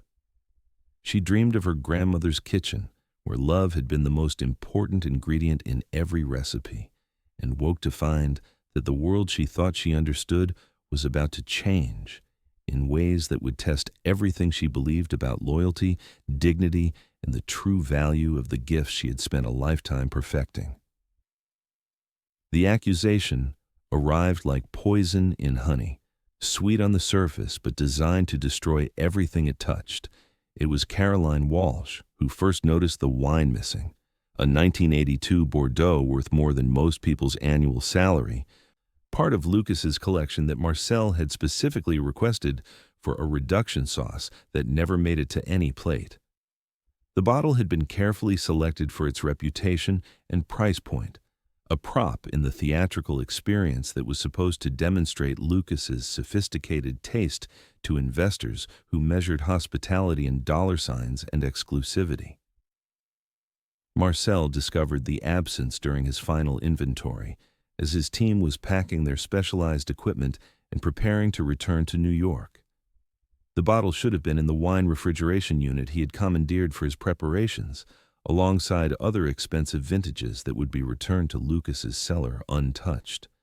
Instead, there was an empty space where the Bordeaux should have been, a gap that suggested either careless misplacement or deliberate theft. "I used approximately 2 ounces for the reduction," Marcel explained to Lucas, his professional composure barely concealing his irritation at having to account for missing inventory. "The remainder should have been preserved and returned to your collection. It's worth at least $12,000, possibly more given current market conditions for that vintage." Lucas felt his stomach tighten with more than financial concern. $12,000 was negligible compared to his cryptocurrency portfolio, a rounding error in his quarterly statements. But the missing wine represented something more troubling. A breach of trust in his home, a violation of the security he had carefully constructed around his private life. Worse, it suggested that someone in his household was capable of stealing from him, of taking advantage of their access to his personal belongings for their own benefit. The investigation began immediately, though it barely deserved such a formal name. Marcel's team was above suspicion. They were New York professionals with sterling reputations, bonded and insured, with too much to lose to risk their careers over a single bottle of wine, however valuable. The temporary service staff hired for the evening had been carefully vetted through an agency that supplied help for San Francisco's wealthiest families, their backgrounds checked and references verified. That left the regular household staff, the small group of employees who had daily access to Lucas's wine cellar and knew the location of his most valuable bottles. The security system showed no evidence of forced entry or unauthorized access during times when the house was empty. Whoever had taken the wine possessed legitimate access to the premises and knowledge of where Lucas kept his most expensive bottles. "I'm sorry this happened during our event," Marcel said as he prepared to leave, his reputation for flawless service now tainted by association with theft in a client's home. "In 30 years of professional catering, I've never had inventory go missing from a client's collection. You might want to consider reviewing your staff's access to valuable items." The suggestion landed with deliberate weight, planting seeds of suspicion that would grow quickly in the fertile soil of Lucas's anxiety about security and control. Marcel's implication was clear. The theft was an inside job, committed by someone who understood the value of what they were taking and had the familiarity with the household to access it without detection. Lucas spent the morning after the dinner party reviewing security footage, searching for evidence of unusual activity during the preparation and service periods. He saw Marcel's team working efficiently in the kitchen, temporary staff serving guests with professional discretion, his regular employees maintaining their normal routines throughout the evening. Nothing appeared obviously suspicious. No one behaved in ways that suggested guilty knowledge or criminal intent. But the wine was still missing, and someone had to be responsible for its disappearance. The accusation, when it finally came, assumed an investigating authority as Lucas called each household employee into his office for individual interviews. He spoke with Maria, the head housekeeper, who had supervised the temporary staff and coordinated with Marcel's team. Her answers were professional and complete, her manner suggesting someone with nothing to hide and considerable experience managing wealthy households where expensive items were treated as ordinary fixtures. He interviewed the cleaning staff who had worked before and after the event, the maintenance personnel who had assisted with moving furniture to accommodate Marcel's equipment setup, the security guard who monitored the building's entrance and garage. Each conversation followed the same pattern: polite questions, professional responses, no admissions of knowledge about the missing wine or suspicions about others who might have taken it. Until he spoke with Maribel. She entered his office with the careful composure she had maintained throughout her 5 years of employment, her hands folded in front of her, her expression attentive but guarded. Lucas had saved her interview for last, not because he particularly suspected her, but because she had been present throughout the evening's preparations and might have observed something that others had missed. "I need to ask you about last night," Lucas began, his tone carrying the formal authority he used for business meetings rather than the casual interaction that usually characterized their brief exchanges. Some expensive wine went missing during the dinner preparation. Marcel's team inventoried everything carefully, and there's no question that a valuable bottle was taken from the wine refrigeration unit. Maribel nodded, her face reflecting concern but not surprise. Theft in wealthy households was unfortunately common, she knew. Temporary staff sometimes succumbed to temptation when surrounded by items worth more than their annual salaries. She had been careful throughout the evening to stay away from areas where Marcel was working, conscious of his earlier dismissal and wanting to avoid any appearance of interfering with his preparations. "I didn't see anything unusual," she said carefully. "I tried to stay out of the kitchen while they were working. I know you wanted me to give them complete access. But you were in and out of the service areas all day," Lucas pressed, his tone becoming more focused. "Organizing, cleaning, preparing for the event. You would have seen anyone who didn't belong, anyone acting suspiciously around the wine storage." The shift in his manner was subtle but unmistakable. What had begun as a request for information was becoming something closer to an interrogation, with implications that made Maribel's chest tighten with apprehension. She reviewed her movements during the previous day, trying to remember every interaction, every moment when she might have been near the areas where Marcel was working. "I was in the laundry room most of the afternoon," she said, her voice remaining calm despite growing unease. "Preparing linens, organizing service items. Sophie was with me for a while after school. We didn't want to get in anyone's way." "Sophie," Lucas repeated, and something in his tone made Maribel's apprehension sharpen into fear. "She was with you in the service areas, near where the wine was stored?" The implication was so unexpected, so cruel, that for a moment Maribel couldn't process what Lucas was suggesting. Sophie was 8 years old, a child who had never shown the slightest interest in alcohol and whose weekly allowance couldn't have purchased a single glass from Lucas's collection.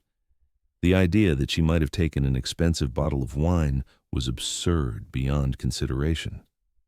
"Sophie was doing homework," Maribel said, her voice carrying the first edge of defensive anger she had ever allowed herself to express in Lucas's presence. "She's a little girl, Mr. Crane. She doesn't even like the taste of wine." "But she might have thought it was valuable," Lucas continued, his logic following paths that made sense only if you believed that an 8-year-old was capable of calculated theft. "She's been spending a lot of time with you, learning about cooking, asking questions about food and ingredients. She might have thought taking an expensive bottle would be helpful somehow." Sophie would never steal anything, Maribel said, her voice rising despite her efforts to maintain professional composure. She's a good child, an honest child. She doesn't understand about expensive wine, and she certainly wouldn't take something that didn't belong to her. But Lucas was building a narrative that fit his needs rather than reflecting reality. Sophie had indeed been asking questions about cooking, showing interest in ingredients and techniques that seemed sophisticated for her age. She had developed what he now viewed as an inappropriate attachment to household staff, crossing boundaries that should have remained clear. And she had been in the service areas during the day when the wine went missing, had access to areas where valuable items were stored. "Where is Sophie now?" Lucas asked, his tone suggesting that the question itself was evidence of suspicious behavior. "She's at school," Maribel replied, confusion joining her anger. "It's Thursday morning, Mr. Crane. She left for school at 7:30, same as always." "And last night, after the guests left, you were with her?" "Until she went to sleep, yes. We read stories in her room, talked about her day. I tucked her in around 9:30, before your dinner was even finished." Maribel was struggling to understand how Lucas's questions connected to the missing wine, how Sophie's bedtime routine had become relevant to Marcel's inventory problems. But Lucas was no longer looking for information. He was building a case based on suspicion and resentment that had been growing for weeks, fed by Sophie's attachment to Maribel and his own discomfort with the relationship that had developed between them. The missing wine provided an excuse to address boundaries that he should have maintained from the beginning, to correct what he now viewed as his mistake in allowing personal relationships to develop between his daughter and his employees. "I think Sophie took the wine," Lucas said finally, the words hanging in the air like smoke from an extinguished candle. "Maybe she thought she was helping somehow. Maybe she wanted to taste something expensive. Maybe she was just curious. Children do impulsive things without understanding consequences." "That's not possible," Maribel said, her voice carrying absolute conviction. "Sophie didn't take anything. She was with me all afternoon and evening. I would have known if she had gone anywhere near Marcel's equipment or your wine storage." "Would you?" Lucas asked, his tone suggesting that Maribel's certainty was evidence of complicity rather than knowledge. "You were busy with your own tasks, distracted by preparations. Sophie could have slipped away, taken the bottle, hidden it somewhere. Children are more resourceful than adults give them credit for." The accusation expanded like spilled wine, staining everything it touched. Lucas wasn't just suggesting that Sophie had stolen the bottle. He was implying that Maribel had either failed to supervise her properly, or, worse, had encouraged the theft through her inappropriate relationship with his daughter. Either way, Maribel was responsible for the violation of his trust and the invasion of his home security. "I want you to ask her about it," Lucas continued, his tone carrying the authority of someone accustomed to having his suspicions validated. "Talk to her when she gets home from school. Find out where she put the bottle, what she was thinking when she took it. This needs to be resolved quickly and quietly. I don't want this kind of thing getting out to other families or affecting Sophie's school reputation." Maribel stared at Lucas, as if seeing him clearly for the first time.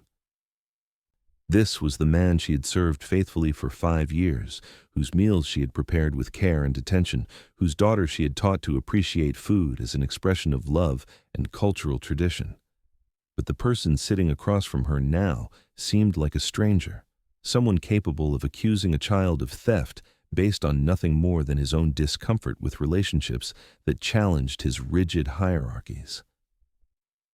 "Sophie didn't steal anything," Maribel repeated, her voice steady despite the chaos of emotions swirling through her chest.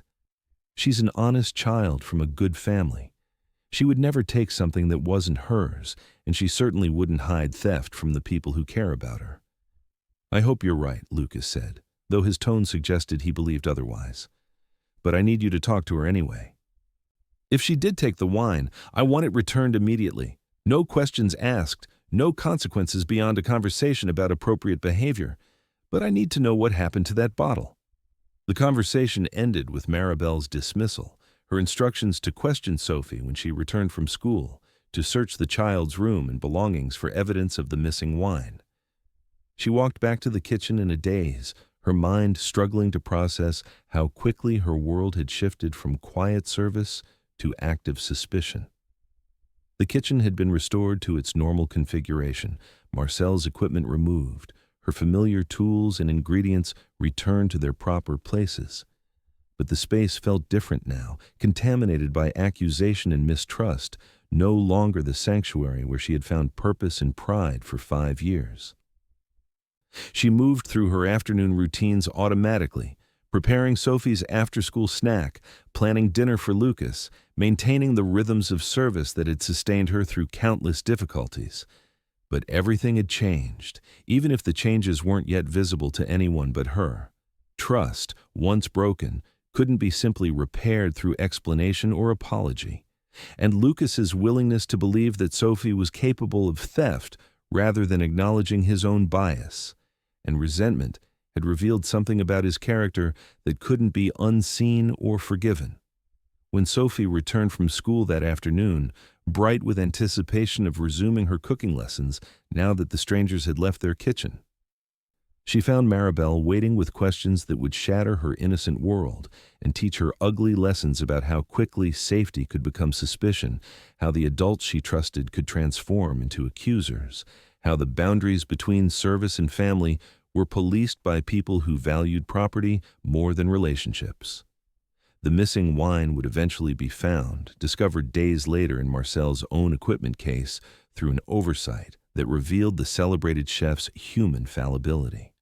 But by then, the damage would be complete. The accusations would have poisoned relationships beyond repair, and Maribel would have made the decision that would ultimately transform everyone's life in ways that no amount of money or apology could undo.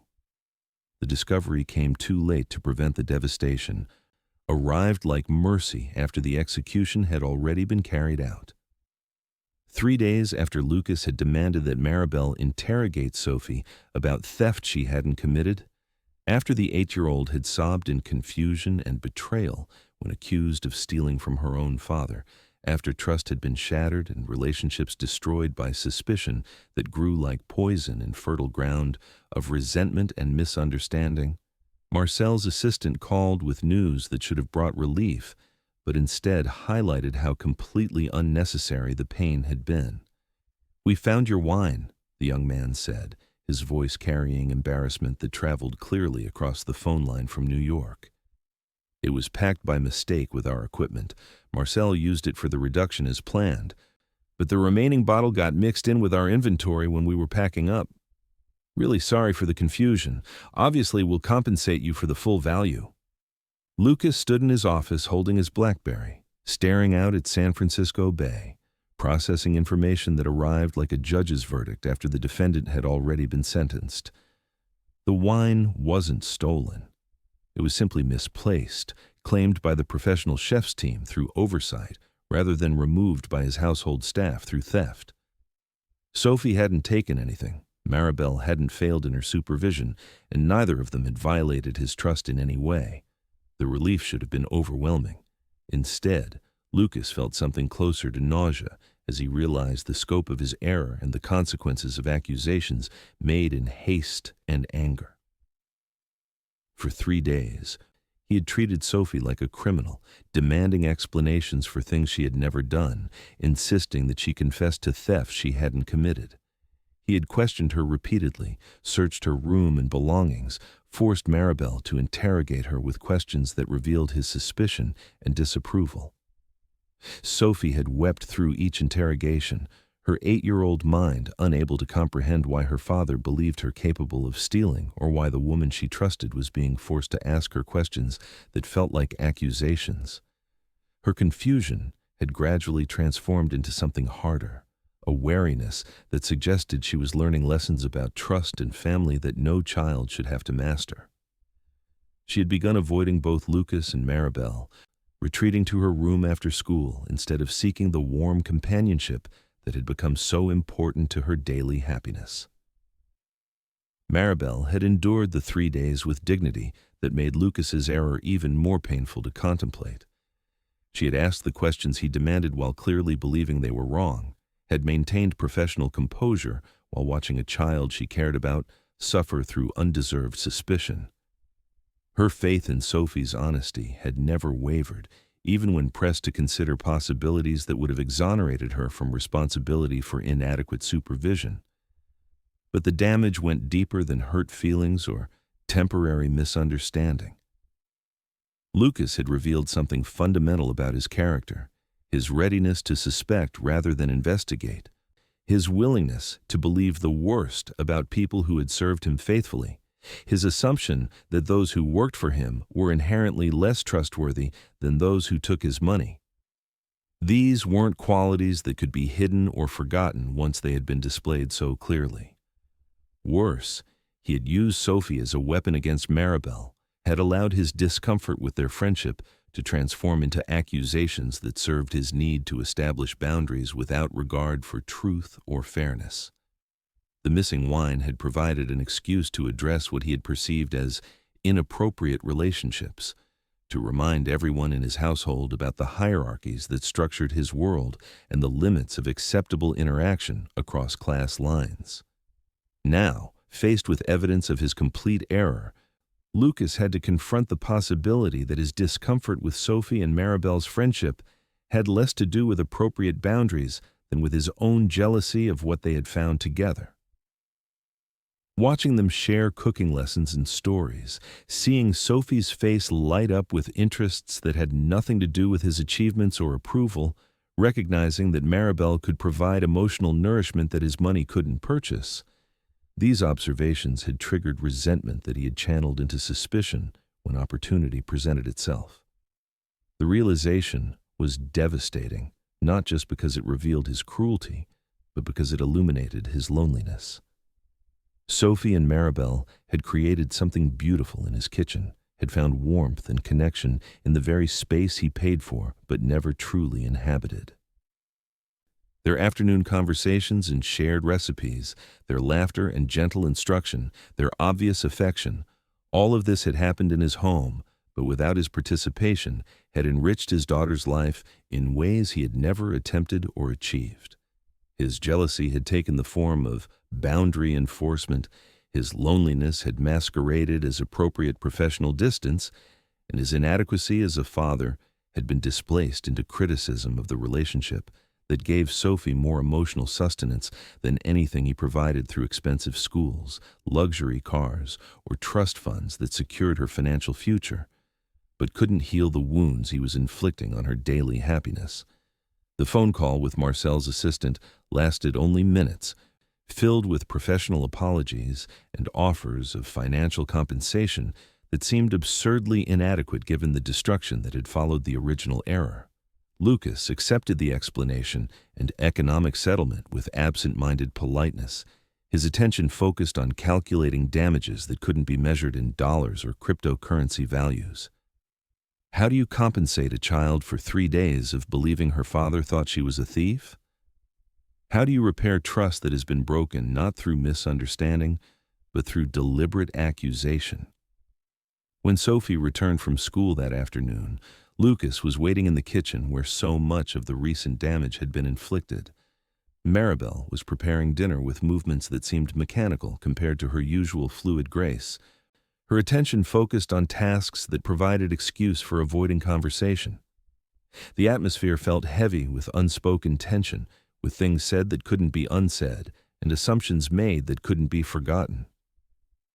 "Sophie," Lucas began, his voice carrying an unfamiliar note of uncertainty, "I need to talk to you about the wine, about the questions I've been asking." Sophie looked at him with eyes that seemed older than her 8 years, expression guarded in ways that broke his heart. Gone was the eager openness she had always shown him, replaced by wariness that suggested she was learning to protect herself from people she should have been able to trust completely. "Did I do something wrong?" she asked, her voice small but steady. "Are you still angry about the stolen bottle?" "No," Lucas said quickly, the words tumbling out with desperation to repair damage that was already spreading like cracks through everything that mattered. "You didn't do anything wrong. The wine wasn't stolen at all. Marcel's team packed it by mistake. It was in New York the whole time." Sophie absorbed this information with the careful attention children give to news that might affect their safety and security. But her expression didn't clear with relief, as Lucas had expected. Instead, she seemed to be processing implications that went beyond the immediate revelation. "So I didn't steal anything?" she asked, seeking confirmation of something she had known all along. "No, sweetheart. You didn't steal anything. I was wrong to accuse you, wrong to ask those questions, wrong to make you feel like I didn't trust you." The apology felt inadequate even as he spoke it. Words too small to address the harm that had been done not just through accusation, but through the assumptions that had made accusation possible. Sophie nodded slowly, then looked toward Maribel, who was still focused on her cooking with determined attention that suggested she was trying to remain invisible during this family conversation. "And Maribel didn't do anything wrong either?" "No," Lucas said, following Sophie's gaze toward the woman who had maintained dignity throughout 3 days of undeserved suspicion. "Maribel didn't do anything wrong either." But the admission felt hollow, an acknowledgement of innocence that didn't address the deeper issues that had made false accusations seem reasonable to him. The wine might have been found, the immediate crisis resolved, but the fundamental problems remained unchanged. His discomfort with relationships that crossed class boundaries, his inability to appreciate service that had sustained his household for 5 years, his readiness to suspect rather than trust people who had never given him reason for doubt. "Can I go to my room?" Sophie asked, her politeness carrying distance that hurt more than anger would have. "I have homework." She left the kitchen without waiting for permission, her departure creating silence that felt heavier than conversation.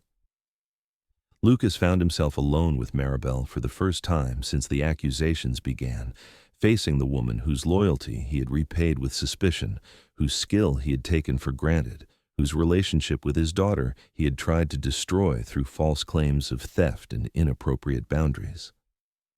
"Maribel," he began, then stopped, uncertain how to bridge the gap he had created through 3 days of treating her like a criminal rather than the woman who had devoted 5 years to caring for his family. She turned from the stove where she had been preparing his dinner, her face carefully composed but her eyes carrying sadness that spoke of deeper wounds than temporary accusation. "Mr. Crane?" "I owe you an apology," Lucas said, the words feeling insufficient before he even finished speaking them. "I was wrong about the wine, wrong to accuse Sophie, wrong to put you in the position of having to question her. I should have investigated more carefully before assuming the worst." Maribel nodded, accepting his apology with the grace she had shown throughout her employment, but her expression didn't soften. "Thank you for saying that," she said quietly. "Sophie will be glad to know that you understand she's not a thief." The careful distance in her response made clear that while she might accept his apology, she wouldn't pretend that saying sorry could repair what had been broken. Trust wasn't a possession that could be returned through explanation or rebuilt through regret. Once Lucas had revealed his readiness to believe the worst about Sophie and her, once he had shown that his assumptions about their character could override years of faithful service and obvious integrity, the foundation of their relationship had been permanently damaged. "I hope," Lucas continued, struggling to find words that might begin to address the scope of his error, "that we can move past this. Continue as we were before." But Maribel's slight shake of her head suggested that returning to previous arrangements wouldn't be possible, even if it might be desirable. Too much had been said, too many assumptions revealed, too much damage done to simply pretend that nothing had changed. "Things are different now," she said with quiet finality. "For Sophie, for me, for all of us. Some things, once they're broken, don't go back to the way they were." The truth of her observation settled over the kitchen like fog rolling in from San Francisco Bay, obscuring familiar landmarks and making navigation uncertain. Lucas had succeeded in establishing the boundaries he thought he wanted, had demonstrated his authority over his household staff, and reminded everyone of the limits he expected them to respect. But the victory felt hollow, achieved at a cost that was only beginning to reveal itself. That evening, as he sat alone in his formal dining room, eating the perfectly prepared meal that Maribel had cooked despite everything that had transpired, Lucas began to understand that some mistakes couldn't be corrected through apology or explanation. The damage he had inflicted wouldn't heal simply because the wine had been found or because he now acknowledged his error. Sophie would remember this week for the rest of her life, would carry the knowledge that her father had been ready to believe her capable of theft rather than trust her honesty. And Maribel would remember too, would carry the understanding that 5 years of faithful service hadn't earned her the benefit of doubt when suspicion became convenient. As night settled over the city and fog began to soften the lights that stretched toward the bay, Lucas sat in his glass tower contemplating the possibility that fixing his mistake might require more than admitting error. It might require acknowledging who he had become and deciding whether that person was who he wanted to remain. The wine had been found, but everything else he thought he had secured was beginning to slip away, revealed as less permanent and more fragile than all the wealth he had accumulated could protect. The silence that followed truth was more devastating than any accusation had been. In the days after Marcel's assistant called with news of the misplaced wine, after Lucas had delivered his inadequate apology, after the immediate crisis had been resolved through explanation rather than healing, the Crane penthouse settled into a quiet that felt like grief. It was the silence of relationships that had died, of trust that had been buried, of warmth that had been frozen by revelations no amount of regret could thaw. Sophie moved through the apartment like a ghost of her former self, her 8-year-old resilience damaged by lessons no child should learn about the people who were supposed to protect her. She completed her homework at the dining room table, now instead of the kitchen counter where she had once chatted happily with Maribel. She ate the meals that appeared before her without comment or appreciation, treating food as fuel rather than the expression of care she had learned to recognize through months of afternoon cooking lessons. Most painfully, she had stopped asking questions about ingredients, techniques, family recipes, or anything else that might require extended conversation with adults who had proven themselves capable of believing terrible things about her character. The curiosity that had made her such an engaged student had been replaced by wariness that kept her safe, but also kept her isolated from the relationships that had brought such joy to her daily life. Maribel continued her duties with the professional competence that had characterized her 5 years of service, but something essential had changed in her approach to the work that had once been her pride. She arrived on time, prepared meals that met Lucas's standards, maintained the household routines that kept his life functioning smoothly. But the extra touches that had distinguished her service, the fresh herbs from her kitchen garden, the carefully planned seasonal menus, the small innovations that demonstrated her investment in the family's well-being, had disappeared. The woman who had once hummed Spanish lullabies while she cooked now worked in silence. The hands that had taught Sophie to knead masa and balance seasonings now moved through tasks without the gentle artistry that had transformed routine preparation into acts of hospitality. She had become exactly what Lucas's accusations had suggested she always was, hired help who performed assigned duties without personal investment in the family she served. Lucas lived with the consequences of his suspicion in ways that money couldn't ameliorate or cryptocurrency portfolios couldn't offset. His meals, while adequately prepared, lacked the warmth that had made dining at home preferable to the expensive restaurants where he conducted business. The kitchen that had once filled with aromas that made his penthouse feel like home now produced food that satisfied hunger without nourishing anything deeper. But perhaps the most devastating change was in Sophie's relationship with him. His daughter remained polite, responsive when addressed, compliant with household rules and academic expectations. Yet, the eager affection she had once shown him, her excitement about sharing her day, her requests for bedtime stories, her casual physical affection that had been one of the few purely positive elements in his life, had been replaced by careful distance that felt more like a business arrangement than family connection. "How was school?" he would ask during dinners that had become exercises in uncomfortable silence. "Fine," Sophie would reply, offering no details about friends, teachers, projects, or any of the small daily experiences that make up a child's world. Any homework? I finished it. Would you like to watch a movie together? I'm tired. Can I go to my room? These conversations, if they could be called conversations, became the extent of their interaction. Lucas found himself longing for the days when Sophie would chatter about cooking lessons with Maribel, when her enthusiasm for learning traditional recipes had created the only warm moments in their relationship. He had destroyed that source of connection in his effort to maintain appropriate boundaries and discovered too late that boundaries without warmth created isolation rather than authority. The broader implications of the false accusation extended beyond the immediate household in ways that Lucas hadn't anticipated. Caroline Walsh, the venture capitalist who had recommended Marcel's services, heard about the missing wine incident through the interconnected network of San Francisco's wealthy families.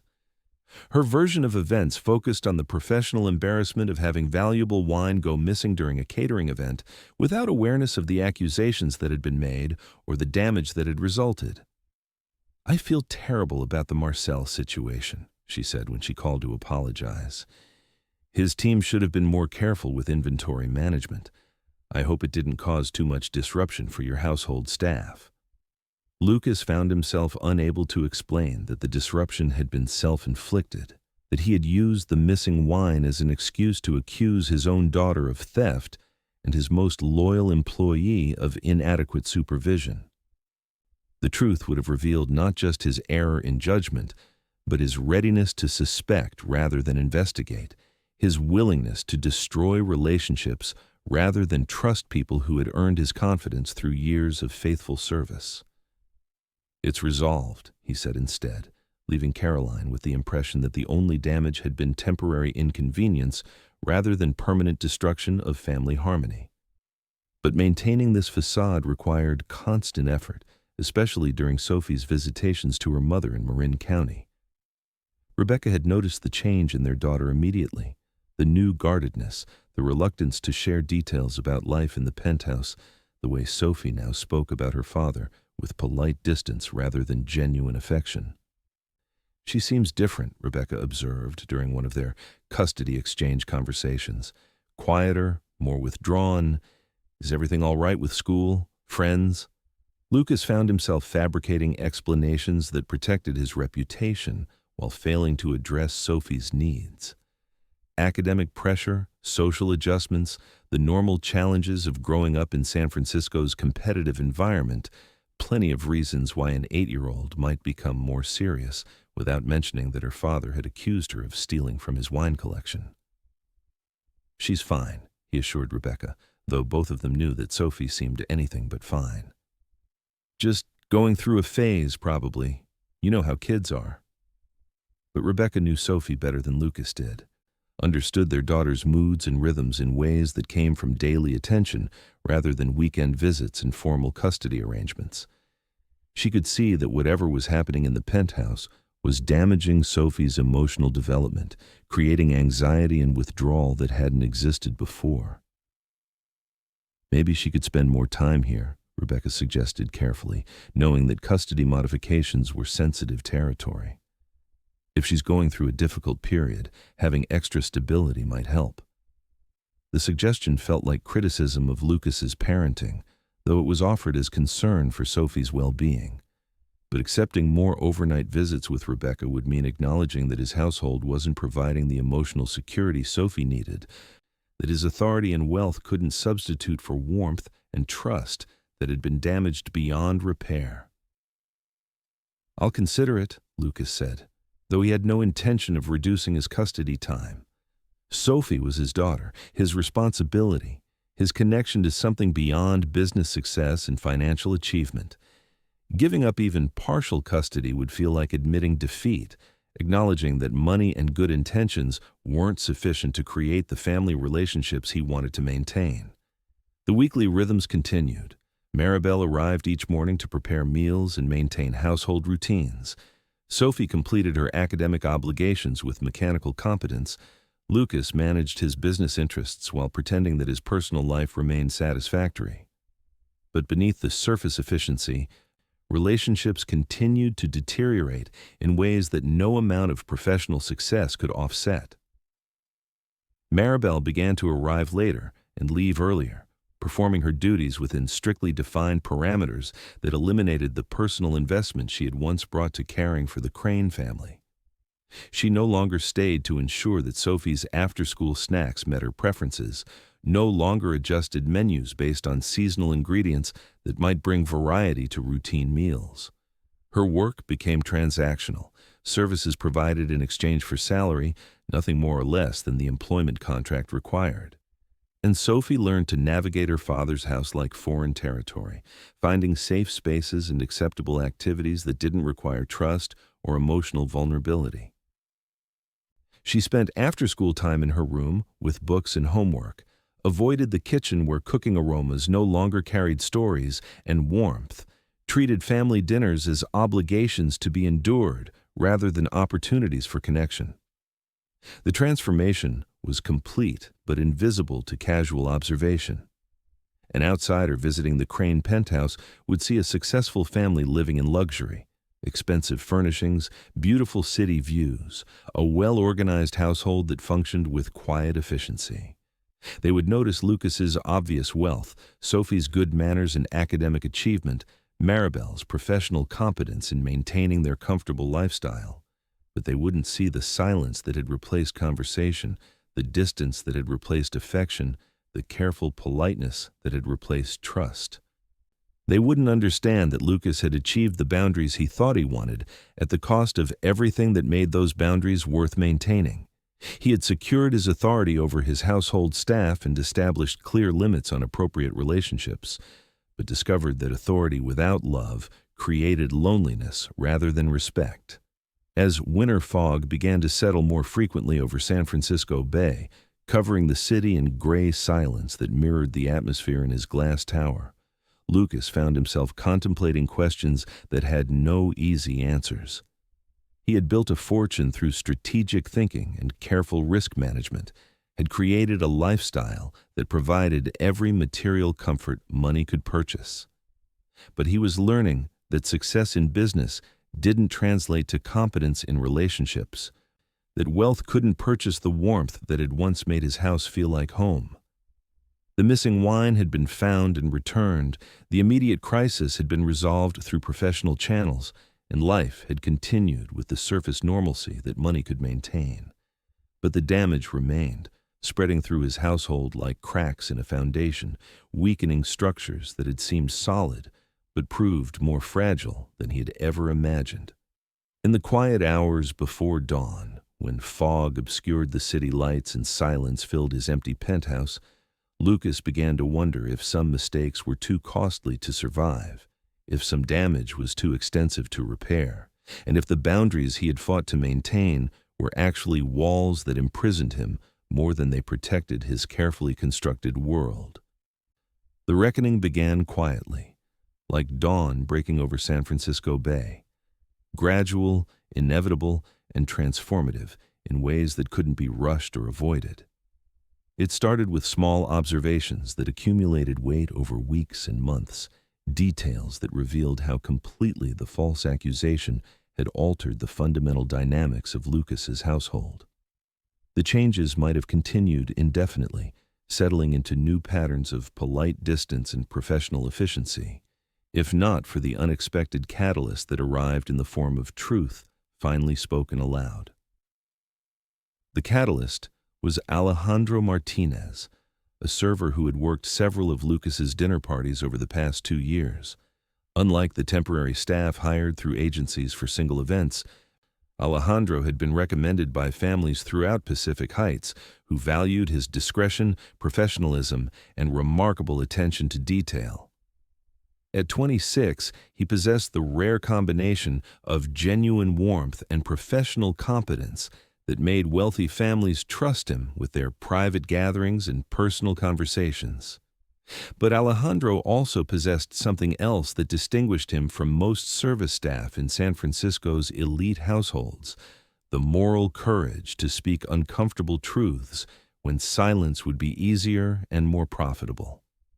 He had grown up in the Mission District, the son of a housekeeper and a restaurant worker, and understood both the dignity of honest labor and the cruelty of assumptions that reduced hardworking people to stereotypes about their character and worth. During Marcel's disastrous dinner party, Alejandro had been part of the temporary staff hired to assist with service and cleanup. He had observed the evening's preparations from the perspective of someone who understood kitchen dynamics, who could recognize the difference between professional efficiency and genuine hospitality, who noticed how Marcel's team treated Lucas's regular staff as obstacles rather than resources. More importantly, he had been present in the kitchen during the final inventory process when Marcel discovered the missing wine. He had watched the celebrity chef's reaction, had heard the immediate assumptions about theft and suspicious behavior, had seen how quickly professional embarrassment had transformed into accusations that targeted the most vulnerable people in the household hierarchy. Alejandro had also witnessed the aftermath, the uncomfortable questioning of staff members, the atmosphere of suspicion and fear that settled over people who had worked faithfully for Lucas for years, the particular focus on Maribel and Sophie that seemed disproportionate to any evidence of wrongdoing. His own background had taught him to recognize class prejudice disguised as security concerns, to understand how quickly service providers became suspects when valuable items went missing from wealthy households. But most significantly, Alejandro had seen Marcel pack the wine. It happened during the final cleanup, when Marcel's team was loading their specialized equipment and unused ingredients into transport containers for return to New York. Alejandro had been helping carry items to the service elevator when he noticed Marcel personally handling the Bordeaux that had supposedly been stolen. The chef wrapped it carefully in protective material and placed it in a case with other valuable items that required special attention during transport. At the time, Alejandro assumed that Marcel was returning the wine to Lucas's collection, or perhaps taking it with permission as partial payment for services rendered. Celebrity chefs sometimes negotiated unusual compensation arrangements, and the bottle's value was insignificant compared to the $50,000 Lucas had paid for the evening's entertainment. Only later, when he heard through the network of domestic workers who served San Francisco's wealthy families that accusations of theft had been made in the Crane household, did Alejandro begin to understand what he had witnessed. Marcel hadn't been carefully preserving Lucas's property. He had been claiming it, either through deliberate theft or careless assumption that unused ingredients belonged to his team. The knowledge created a moral obligation that kept Alejandro awake during the weeks following the dinner party. He understood that people in Lucas's household, particularly Maribel, whose reputation he knew from other families who had tried unsuccessfully to hire her away, were being blamed for something they hadn't done. The injustice violated everything his parents had taught him about standing up for people who couldn't defend themselves, about speaking truth even when it was inconvenient or costly. But interfering in wealthy families' private matters could end his career in domestic service, could damage his reputation among clients who valued discretion above honesty. Most service providers learned early to maintain professional distance from their employers' personal problems, to complete assigned duties without commenting on family dynamics or household management decisions. Speaking up about what he had witnessed would violate unspoken rules that protected his livelihood and future earning potential. The decision to act came when Alejandro encountered Maribel at a Mission District grocery store, where she was shopping for ingredients that Lucas's household no longer required in the same quantities. The woman he remembered as warmly professional during previous dinner parties looked diminished somehow, her shoulders carrying weight that hadn't been visible during their earlier interactions. Their conversation began with polite recognition. Service workers who moved through the same wealthy households often developed casual friendships based on shared experiences and mutual respect. But as they talked, Alejandro began to understand how deeply the false accusation had wounded not just Maribel's professional standing, but her sense of dignity and worth. "I heard there was some trouble after the Marcel dinner," he said carefully. testing whether she was willing to discuss what had happened. Maribel's expression tightened with pain that was still fresh despite the weeks that had passed. "Some wine went missing," she said quietly. Mr. Crane thought he had questions about who might have taken it. The careful language didn't disguise the hurt in her voice or the way her eyes avoided direct contact when discussing the accusations. Alejandro could see that she was protecting Sophie by not revealing the full scope of what the 8-year-old had endured, but her discretion itself revealed how inappropriate and damaging the suspicions had been. "The 1982 Bordeaux?" Alejandro asked, taking the risk of revealing specific knowledge that would indicate his involvement in the evening's events.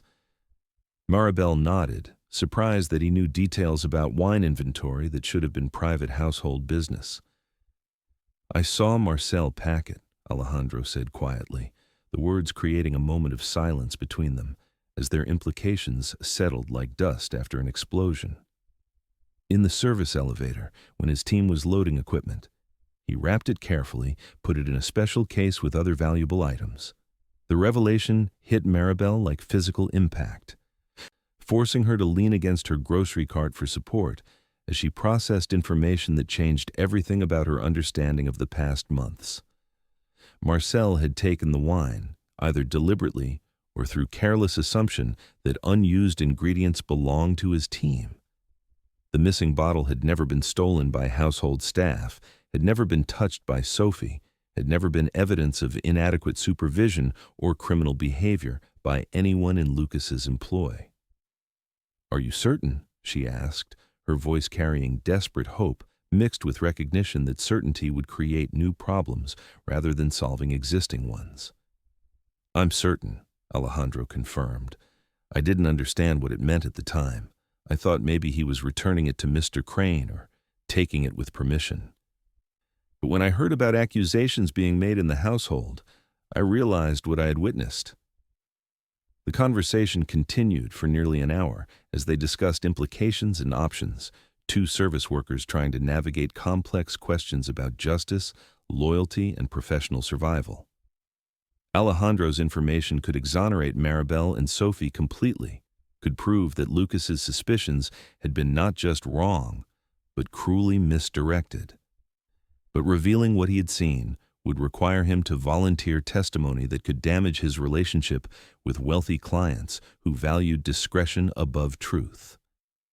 "You don't have to get involved," Maribel said, understanding the professional risks that came with challenging wealthy employers' assumptions about their household staff. "I appreciate knowing what really happened, but I can't ask you to sacrifice your work for us." But Alejandro had been wrestling with the moral dimensions of the situation for weeks, had been raised by parents who understood that sometimes doing right required accepting cost and consequence. "Some things are more important than job security," he said with conviction that reminded Maribel of her own grandmother's teachings about standing up for justice even when it was difficult. The decision to approach Lucas required careful planning and considerable courage. Alejandro couldn't simply call and request a meeting.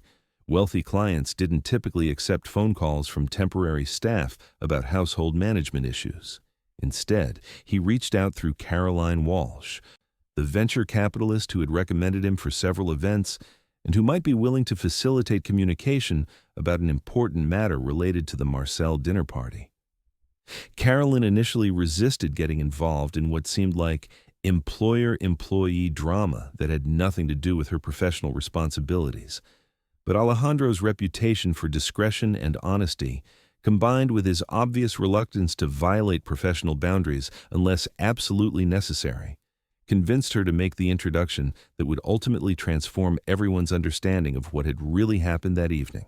The phone call came on a Tuesday morning while Lucas was reviewing cryptocurrency market reports and preparing for a conference call with potential investors.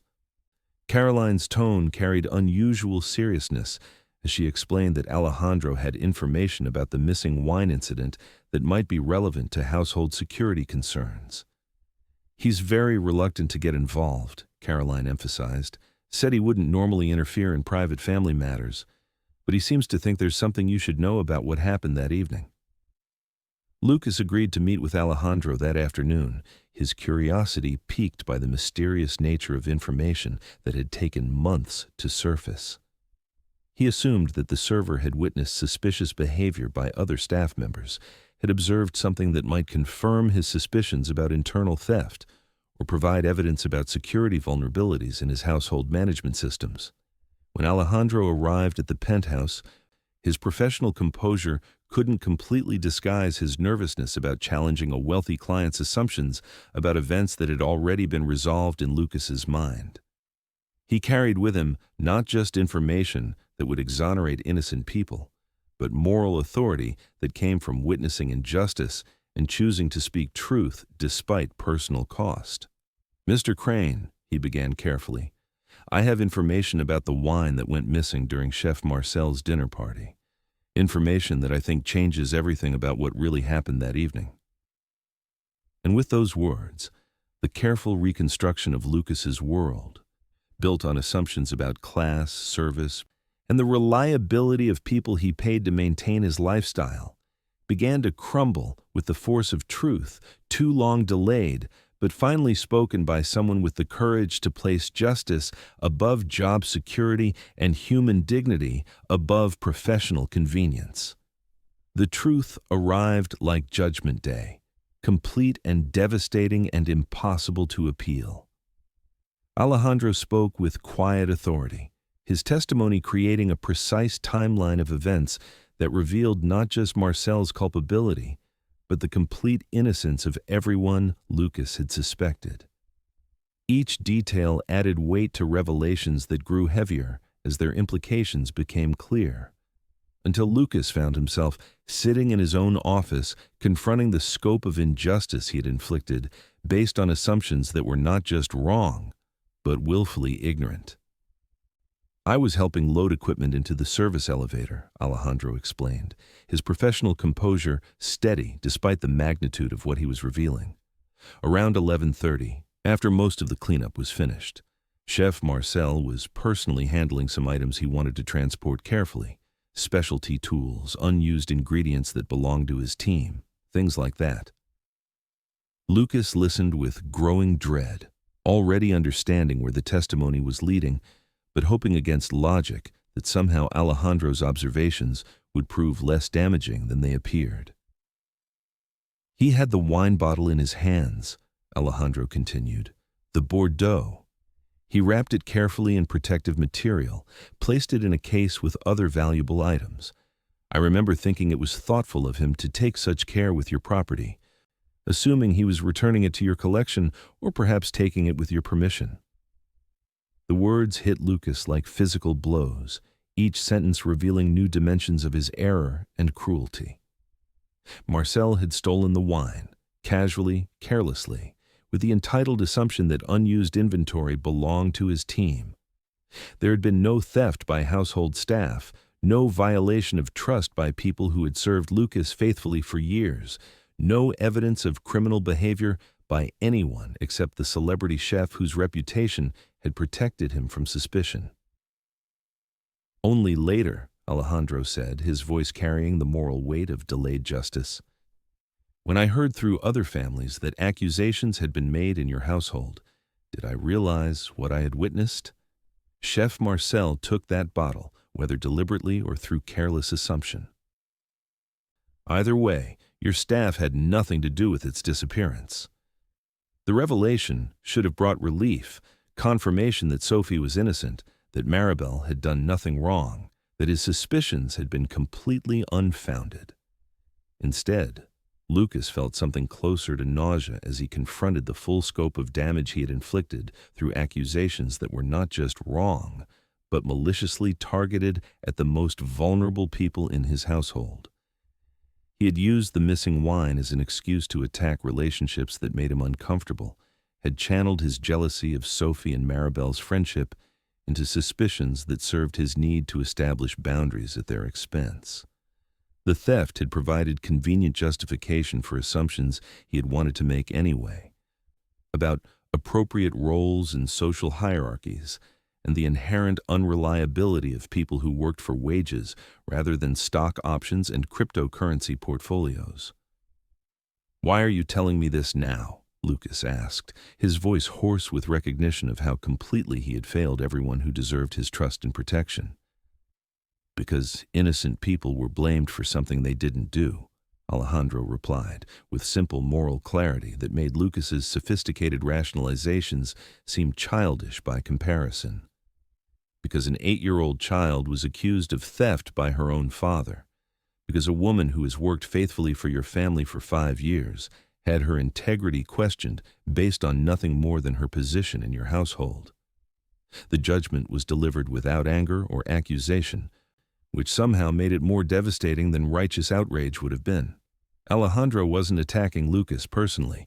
He was simply stating facts that spoke for themselves, revealing truth that couldn't be disputed or explained away through convenient assumptions about class and character. "Maribel didn't deserve what happened to her," Alejandro continued, his testimony expanding beyond simple correction of factual error into moral territory that Lucas had been avoiding for months. "She's respected by every family she's worked for, recommended throughout Pacific Heights for her skill and honesty. But more than that, she genuinely cared about your family. What she did with Sophie, teaching her, sharing recipes, treating her like family, that wasn't crossing professional boundaries. That was love. Love." The word landed in Lucas's consciousness like an accusation, highlighting everything he had failed to recognize or appreciate about the relationship he had been so determined to destroy. Maribel hadn't been violating appropriate limits when she taught Sophie to cook. She had been providing the emotional nourishment that Lucas had never learned to offer, the warmth and attention that had made his daughter happier and more confident than she had ever been in his exclusive care. "And Sophie," Alejandro said, his voice soft with compassion for a child who had suffered adult consequences for adult failures. "She's just a little girl who found someone who saw her as more than a custody arrangement or an extension of her father's success. Someone who taught her that food could carry love, that traditions could connect her to something larger than wealth and privilege."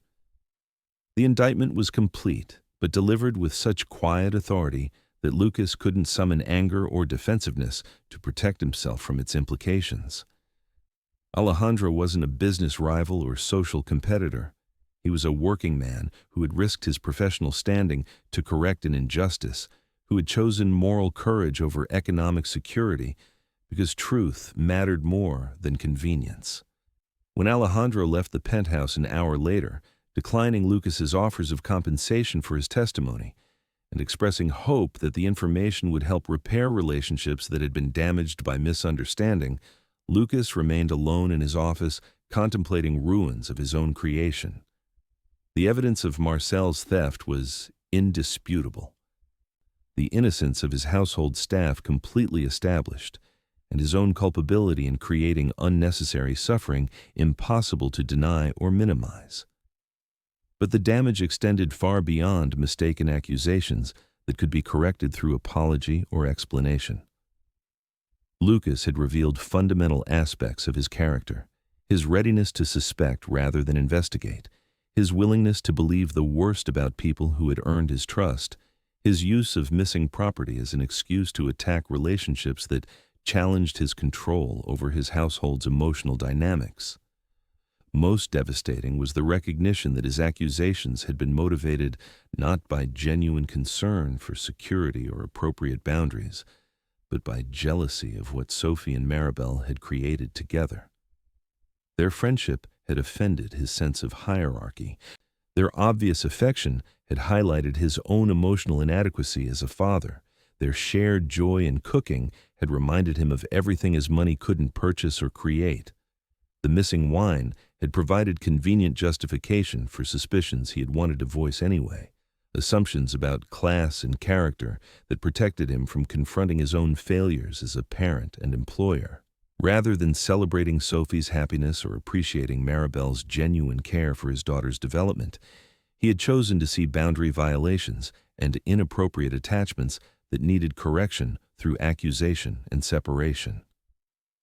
That evening, as Maribel prepared dinner with the mechanical efficiency that had replaced her earlier warmth, as Sophie ate in silence that had become their new normal, As the penthouse echoed with emptiness that no amount of luxury could fill, Lucas faced questions that had no easy answers. How do you repair trust that has been shattered not through misunderstanding, but through deliberate cruelty? How do you apologize for revealing aspects of your character that can't be unseen or forgotten?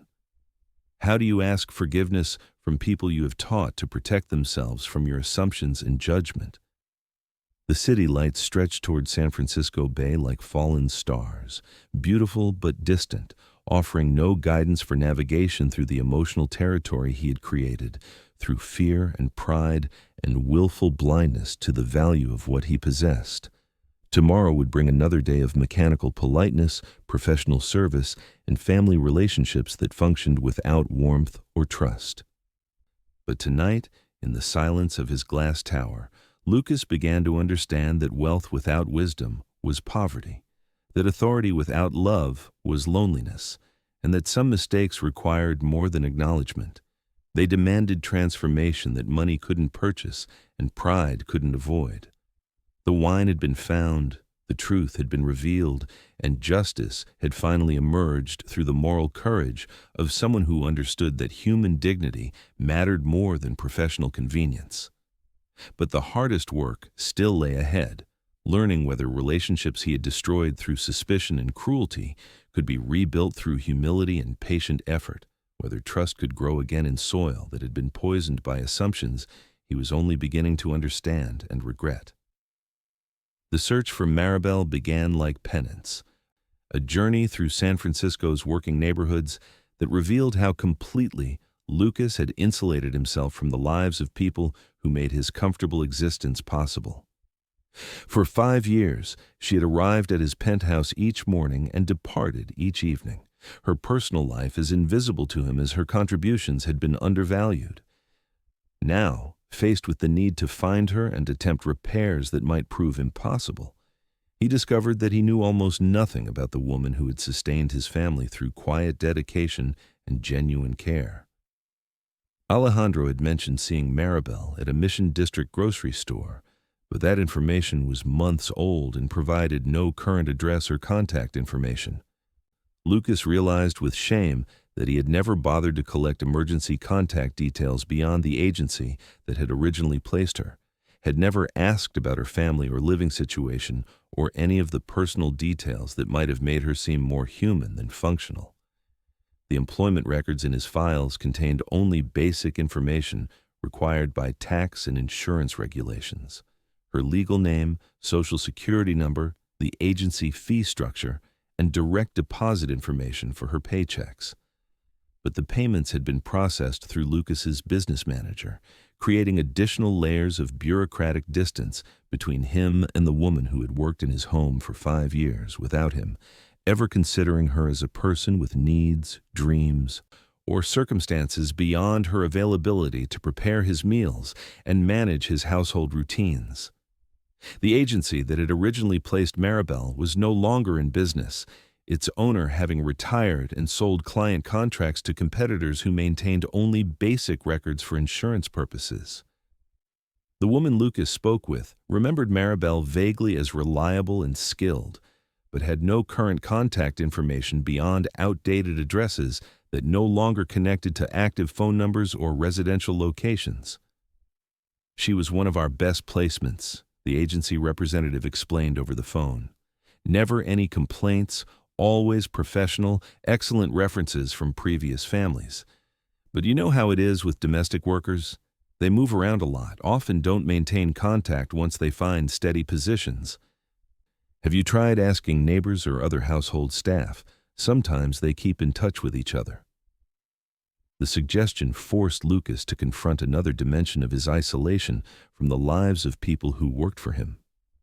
Maribel had presumably developed relationships with other domestic workers throughout Pacific Heights, had probably maintained friendships with housekeepers and nannies and kitchen staff who formed supportive networks within San Francisco's service economy. But Lucas had never paid attention to these connections, had never bothered to learn about the community of workers who sustained wealthy households throughout the city. His first attempts at finding information through other families proved embarrassing, and largely unsuccessful. The wealthy homeowners he contacted were as disconnected from their staff's personal lives as he had been, treating domestic workers as interchangeable service providers rather than individuals with stories and relationships that extended beyond professional duties. Some remembered Maribel favorably, describing her as skilled and trustworthy, but none had maintained contact with her after she left their employment to work full-time for the Crane household. It was Caroline Walsh who finally provided the breakthrough that made Lucas's search possible. During a conversation about entirely different business matters, she mentioned encountering excellent tamales at a small restaurant in the Mission District, prepared by a woman whose technique reminded her of the extraordinary mole sauce they had discussed at Lucas's disastrous dinner party months earlier. "You should try Abuela's Kitchen," Carolyn suggested casually. Tiny place on 24th Street near the BART station. The woman running it knows traditional Mexican cooking like nothing I've experienced outside of Mexico City. Reminds me of your former cook. What was her name? Maria. Maribel. The one who made that incredible sauce before you hired Marcel. Lucas felt his pulse quicken with possibility, though he tried to maintain casual interest rather than revealing the desperate importance of Caroline's inadvertent information. "Do you remember exactly where it is?" he asked, hoping his tone didn't betray the hope and anxiety that were building in his chest. The drive from his penthouse to the Mission District took Lucas through neighborhoods he had visited only occasionally, usually for business dinners at trendy restaurants that had gentrified traditional Latino communities without serving their displaced residents. But as he navigated streets lined with murals and small businesses that catered to working families rather than tourists and tech workers, Lucas began to understand how carefully he had avoided engaging with the cultural richness that surrounded his privileged isolation. Abuela's Kitchen occupied a narrow storefront between a laundromat and a shop selling quinceañera dresses, its hand-painted sign offering comida casera in letters that promised home cooking rather than culinary innovation. Through the windows, Lucas could see a simple dining room with plastic tablecloths and folding chairs, the kind of humble space that prioritized substance over presentation, authenticity over ambiance. The woman behind the counter was unmistakably Maribel, though she seemed different in her own environment, more confident, more relaxed, more clearly the center of operations rather than a peripheral service provider. She was explaining menu options to customers in rapid Spanish, her hands gesturing expressively as she described dishes that carried personal history rather than marketing appeal. This was Maribel as Lucas had never seen her, not as his employee, but as an entrepreneur, an artist, a woman whose skills had finally found appropriate recognition and respect. For several minutes, Lucas remained in his car across the street, watching through the restaurant's windows as Maribel served customers who clearly valued her work and presence. The interaction felt natural and warm in ways that reminded him painfully of how she had once moved through his kitchen before accusations and suspicion had frozen her into professional distance. Here, surrounded by people who appreciated her contributions, she had reclaimed the joy in cooking that he had helped destroy. The decision to enter the restaurant required more courage than any business negotiation Lucas had ever attempted.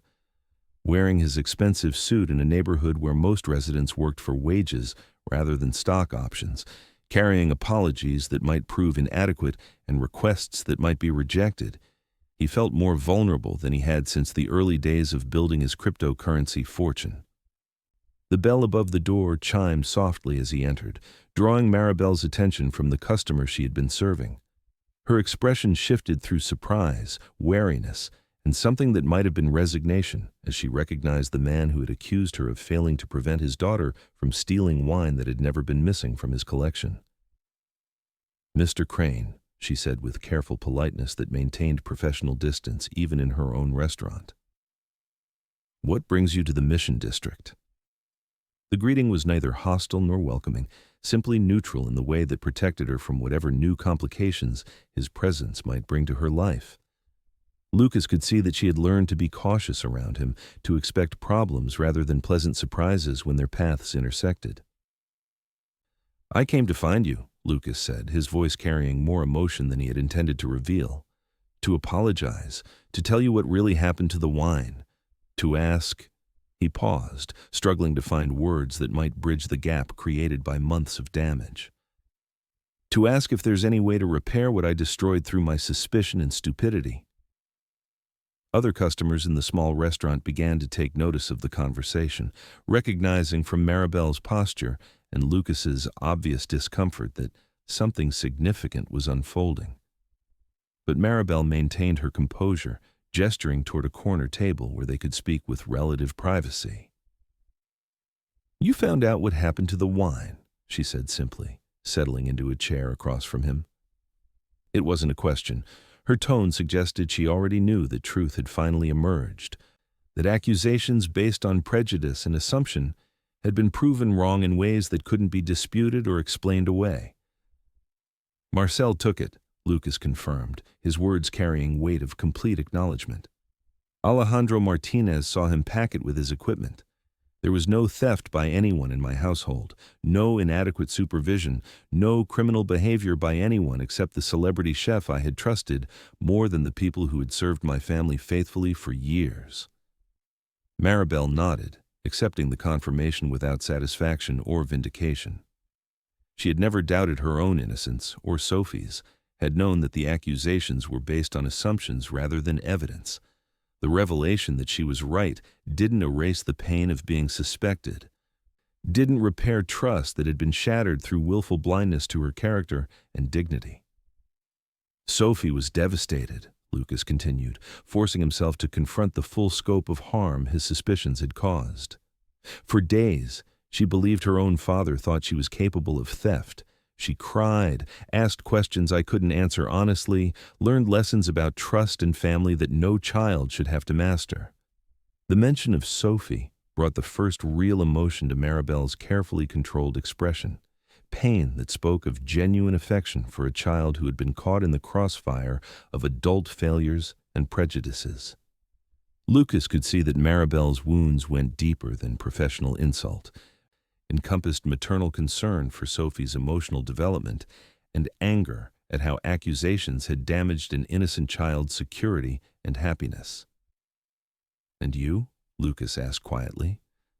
"I destroyed something beautiful between you and Sophie, violated trust you had earned through years of faithful service, used your loyalty against you in ways that were cruel and wrong. Is there anything I can do to repair that damage?" Maribel was quiet for a long time, her attention focused on her hands as she considered questions that had no easy answers. Around them, the small restaurant continued its familiar rhythms, orders taken, food prepared with care and skill, customers served with warmth that spoke of genuine hospitality rather than professional obligation. This was her world now, a place where her contributions were valued and her dignity respected, where she answered to her own standards rather than the assumptions of employers who saw her as interchangeable service rather than irreplaceable individual. "Some things, once broken, don't go back together the same way," she said finally, her words carrying wisdom earned through experience rather than education. "Trust is like that. You can glue the pieces back, but the cracks still show. People remember where it broke, why it broke, who did the breaking." The observation carried finality that Lucas had been dreading, but perhaps deserved. He had revealed aspects of his character that couldn't be forgotten or ignored, his readiness to suspect rather than investigate, his willingness to sacrifice other people's dignity to protect his own assumptions, his use of missing property as excuse to attack relationships that had threatened his control but enriched his daughter's life. "Sophie asks about you," Lucas said, offering the only currency that might have value in negotiations for forgiveness he probably didn't deserve. "She misses the cooking lessons, the stories, the warmth you brought to our kitchen. She's learned to be careful around me, to protect herself from my assumptions and judgment. But she still remembers what you taught her about love being the most important ingredient in any recipe." For the first time since he had entered her restaurant, Maribel's professional composure softened slightly. Sophie had been innocent victim in conflicts between adults, had suffered consequences for boundaries and prejudices that had nothing to do with her behavior or character. Whatever anger Maribel felt toward Lucas, her concern for Sophie's emotional well-being remained genuine and immediate. "She's a good child," Maribel said quietly. "Deserves better than what happened to her because of adult problems and assumptions. Deserves to grow up without learning that love comes with conditions, that trust gets withdrawn when convenient, that home security depends on placating people who should protect rather than suspect." The judgment was delivered with gentleness that made it more devastating than anger would have been. Lucas had failed Sophie as a father, had used parental authority to inflict damage that might take years to repair. The recognition was painful but necessary, part of understanding how completely his fear and pride had corrupted his judgment and damaged the relationships that should have been most precious to him. As their conversation continued, other customers came and went, ordering meals that Maribel had prepared with the same attention to flavor and presentation that had distinguished her work in his kitchen.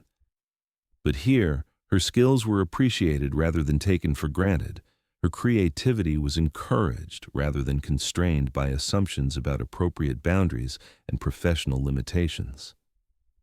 "This place," Lucas said, gesturing toward the simple restaurant that had become her sanctuary and success. "It's what you always deserved: recognition for your talent, respect for your knowledge, freedom to create without having to constantly prove your worth to people who should have understood it from the beginning." "It's mine," Maribel replied with quiet pride that needed no elaboration. "My recipes, my standards, my choice who gets served and how. Nobody questions my methods or assumes I don't understand my own work. Nobody treats me like I'm lucky to have a job instead of recognizing what I bring to it." The contrast with her experience in his household should have been humbling, but Lucas found it devastating instead. For 5 years, Maribel had worked in his kitchen with skills that deserved respect and appreciation, had provided service that went far beyond employment obligations, had cared for his family with devotion that merited gratitude rather than suspicion. Instead, he had treated her as interchangeable help, had taken her contributions for granted, had used her loyalty as excuse for accusations that revealed more about his character than hers. The afternoon sun was beginning to slant through the restaurant's windows, painting golden rectangles on floors that Maribel mopped each evening with the same attention to detail she had once brought to maintaining his penthouse kitchen. But this was different. She was working for herself now, building something that belonged to her, creating success that couldn't be taken away by employers who measured her worth through assumptions about class and character rather than appreciation for skill and dedication. "Is there any chance," Lucas asked as their conversation began to wind toward conclusion, "that you would consider returning? Not as before. I understand that trust takes time to rebuild. But Sophie misses you, and I've learned things about appreciation and respect that I should have understood years ago." Maribel was quiet for a long time, her gaze moving between Lucas's face and the restaurant that had become her refuge and accomplishment. The question forced her to weigh possibilities against protection, to consider whether relationships that had been broken through cruelty and assumption could be repaired through apology and changed behavior. "Some doors, once closed, don't open again," she said finally. "Some bridges, once burned, can't be rebuilt with the same materials. What we had, what Sophie and I had, was beautiful while it lasted. But it belonged to a different time, before suspicion and accusations changed how we see each other." The answer carried finality that Lucas had expected, but hoped to avoid. He had come seeking forgiveness and restoration, had offered apologies and acknowledgement that should have created opportunities for healing. But some damage was too extensive to repair, some violations of trust too fundamental to overcome through recognition of error and expressions of regret. As Lucas prepared to leave Maribel's restaurant, carrying with him the weight of consequences he had created through pride and prejudice, He understood that real justice sometimes meant accepting outcomes that couldn't be negotiated or purchased. Maribel had found success and respect on her own terms, had created a life that didn't require his approval or depend on his employment. His apologies, however sincere, couldn't restore what his accusations had destroyed, couldn't repair relationships that had been sacrificed to his fear of boundaries being crossed and hierarchies being challenged. The evening fog was beginning to roll in from the Pacific as Lucas drove back toward his penthouse, wrapping the city in gray silence that mirrored his internal landscape. Tomorrow would bring another day of mechanical routines, professional obligations, and family relationships that functioned without warmth or depth.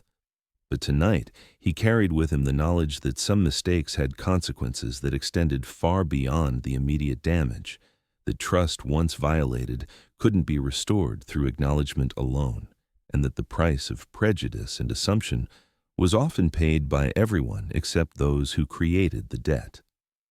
The transformation began in the smallest ways. Subtle shifts that accumulated like morning light, gradually illuminating spaces that had been dark for too long. It started with Lucas's recognition that apologies, however sincere, couldn't restore what had been destroyed, but they might create foundation for something different, not a return to previous relationships, but perhaps the beginning of understanding that could benefit everyone, especially Sophie, who remained caught between worlds that had been artificially separated by adult failures and fears. The first sign of change came when Lucas encountered another working mother in Sophie's school pickup line, a woman whose own struggles with childcare and professional obligations reminded him of challenges he had never considered about Maribel's life. During their brief conversation about after-school programs and summer camps, Lucas found himself asking questions he had never thought to pose during 5 years of employment, about family responsibilities, financial pressures, the daily logistics of managing household and work schedules that didn't accommodate personal needs or emergencies. Single mothers have it the hardest, the woman explained while they waited for their children. Trying to balance everything without support systems, making sure kids are safe and supervised while earning enough to pay for housing in this expensive city. The women who work in domestic service especially, they're taking care of other people's families while managing their own responsibilities, often without benefits or job security that let them plan ahead. The conversation planted questions in Lucas's mind about Maribel's circumstances during her years of service to his family. He had never asked about her children, never inquired about her living situation, never considered how his scheduling demands or expectations might have affected her ability to balance work with personal obligations. She had been a service provider to him, not a person whose own life required attention and consideration. These realizations led to others, creating cascade of recognition about assumptions he had maintained without examination. When Sophie mentioned missing the Spanish words Maribel had taught her, Lucas found himself researching Mexican cultural traditions and family structures, beginning to understand the richness of heritage that Maribel had been willing to share with his daughter. The recipes she had prepared weren't just food, but expressions of history and identity, connections to communities and traditions that preceded and transcended her employment in his household. More significantly, Lucas began to recognize how his wealth had insulated him from understanding the economic realities that shaped most people's choices and opportunities. Maribel's loyalty to domestic service wasn't evidence of limited ambition, but reflection of practical circumstances, the need for steady income, the challenges of starting independent business ventures, the risks that working families couldn't afford to take without financial security that came from employment rather than entrepreneurship. Her success with Abuela's Kitchen represented triumph over obstacles that Lucas had never needed to consider. Creating independent business required investment capital, risk tolerance, and safety nets that were available to people with accumulated wealth, but rarely accessible to workers supporting families on wages that covered survival, but not speculation.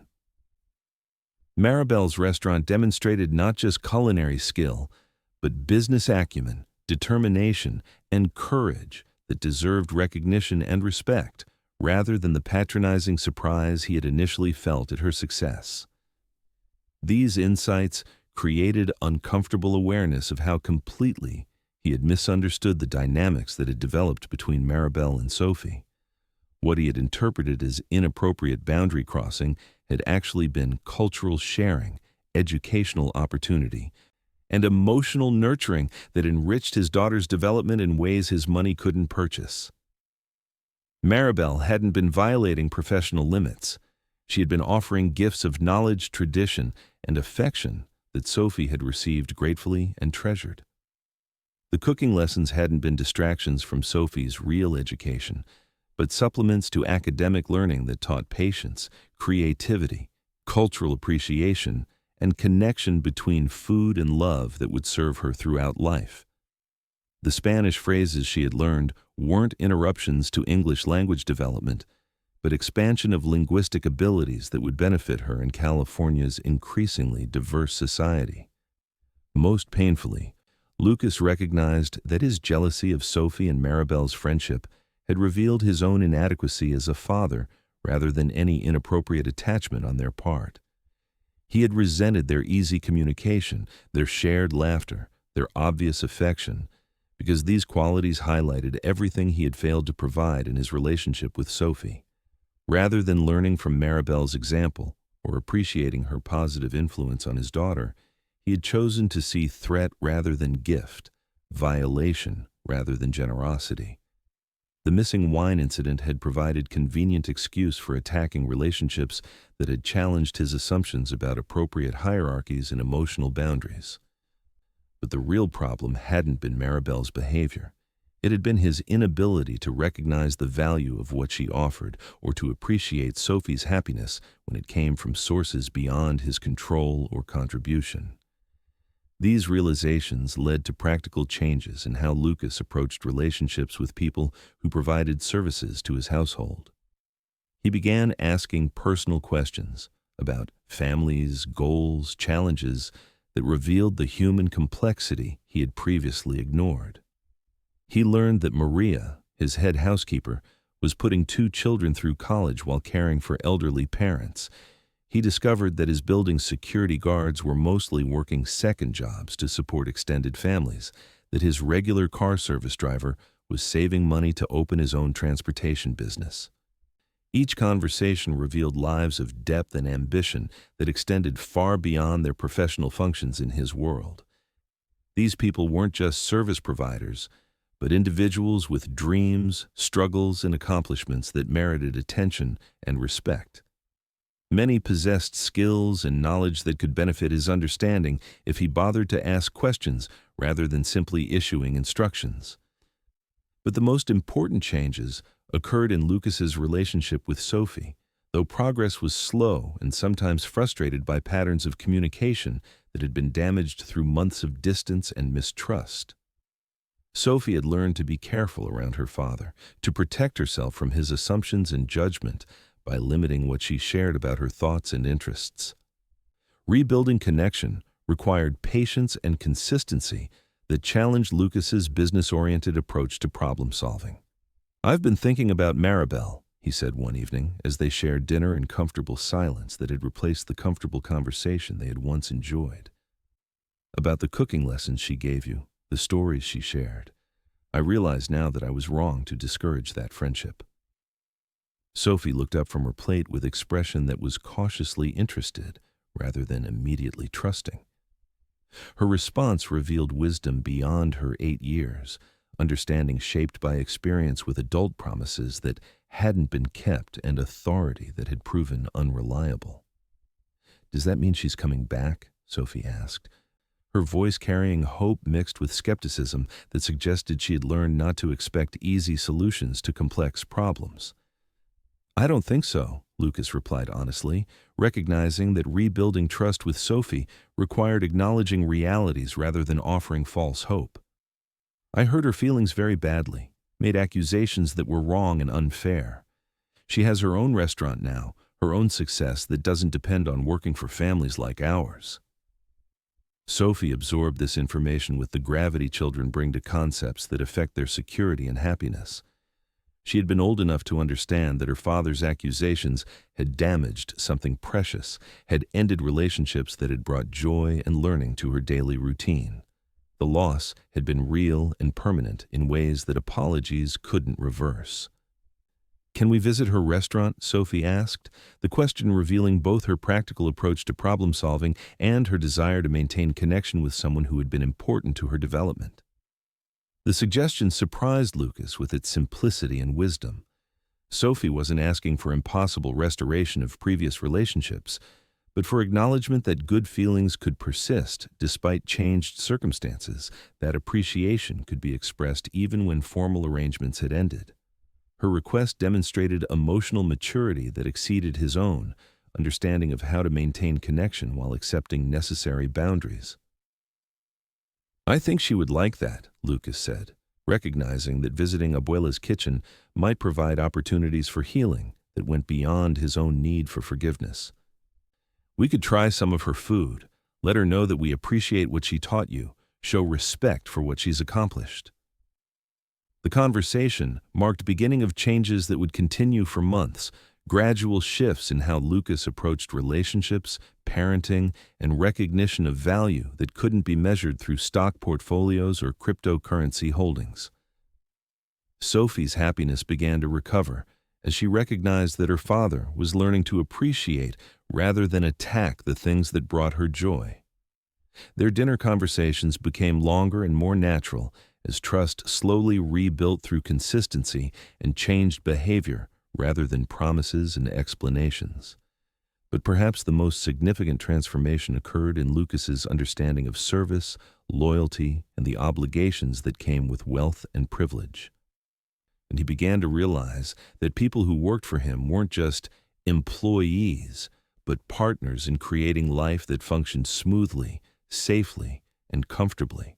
Their contributions deserved recognition and appreciation that went beyond salary and benefits, to include respect for their knowledge, acknowledgement of their dignity, and interest in their personal welfare and success. The changes weren't dramatic or immediately visible to outside observers.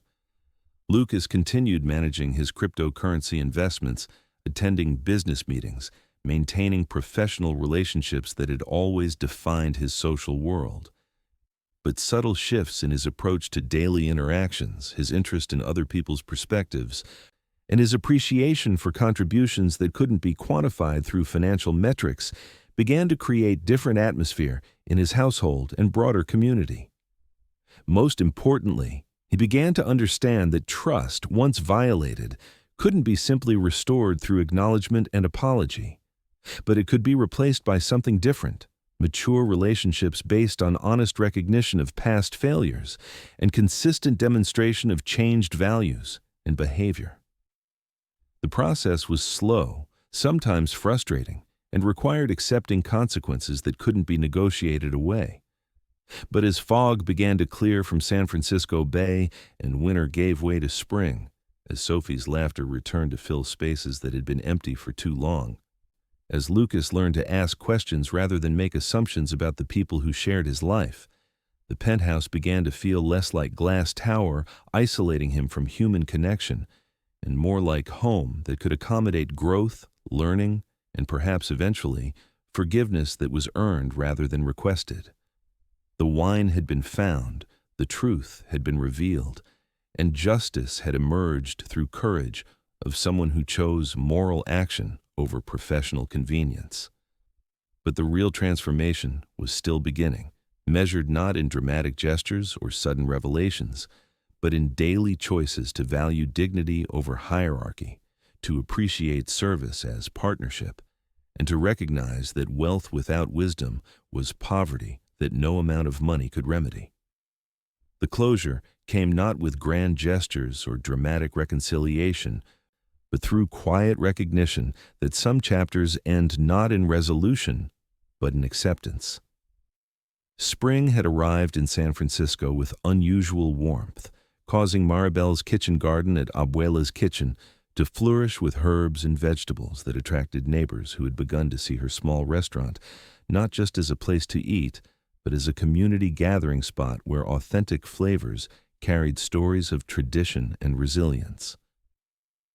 Lucas had visited the restaurant twice more since their first difficult conversation, bringing Sophie each time to maintain connection that had been damaged but not destroyed. These visits were careful affairs, structured around appreciation for Maribel's food, rather than attempts to resurrect relationships that belonged to different circumstances. Sophie would order her favorite dishes, practice Spanish phrases Maribel had taught her, listen to stories about recipes that carried family history across generations and geography.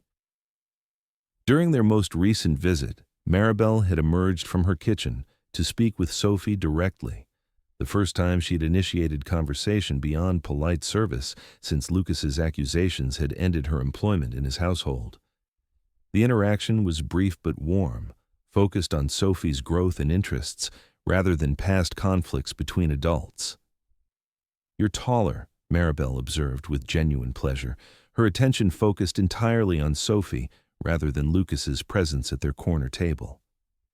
"And your Spanish pronunciation is improving. Have you been practicing?" "I use the words you taught me when I cook," Sophie replied, her voice carrying enthusiasm that had been absent during months of careful distance. "I try to remember the stories you told me about your grandmother's recipes. Sometimes I make tortillas, but they don't taste the same as yours."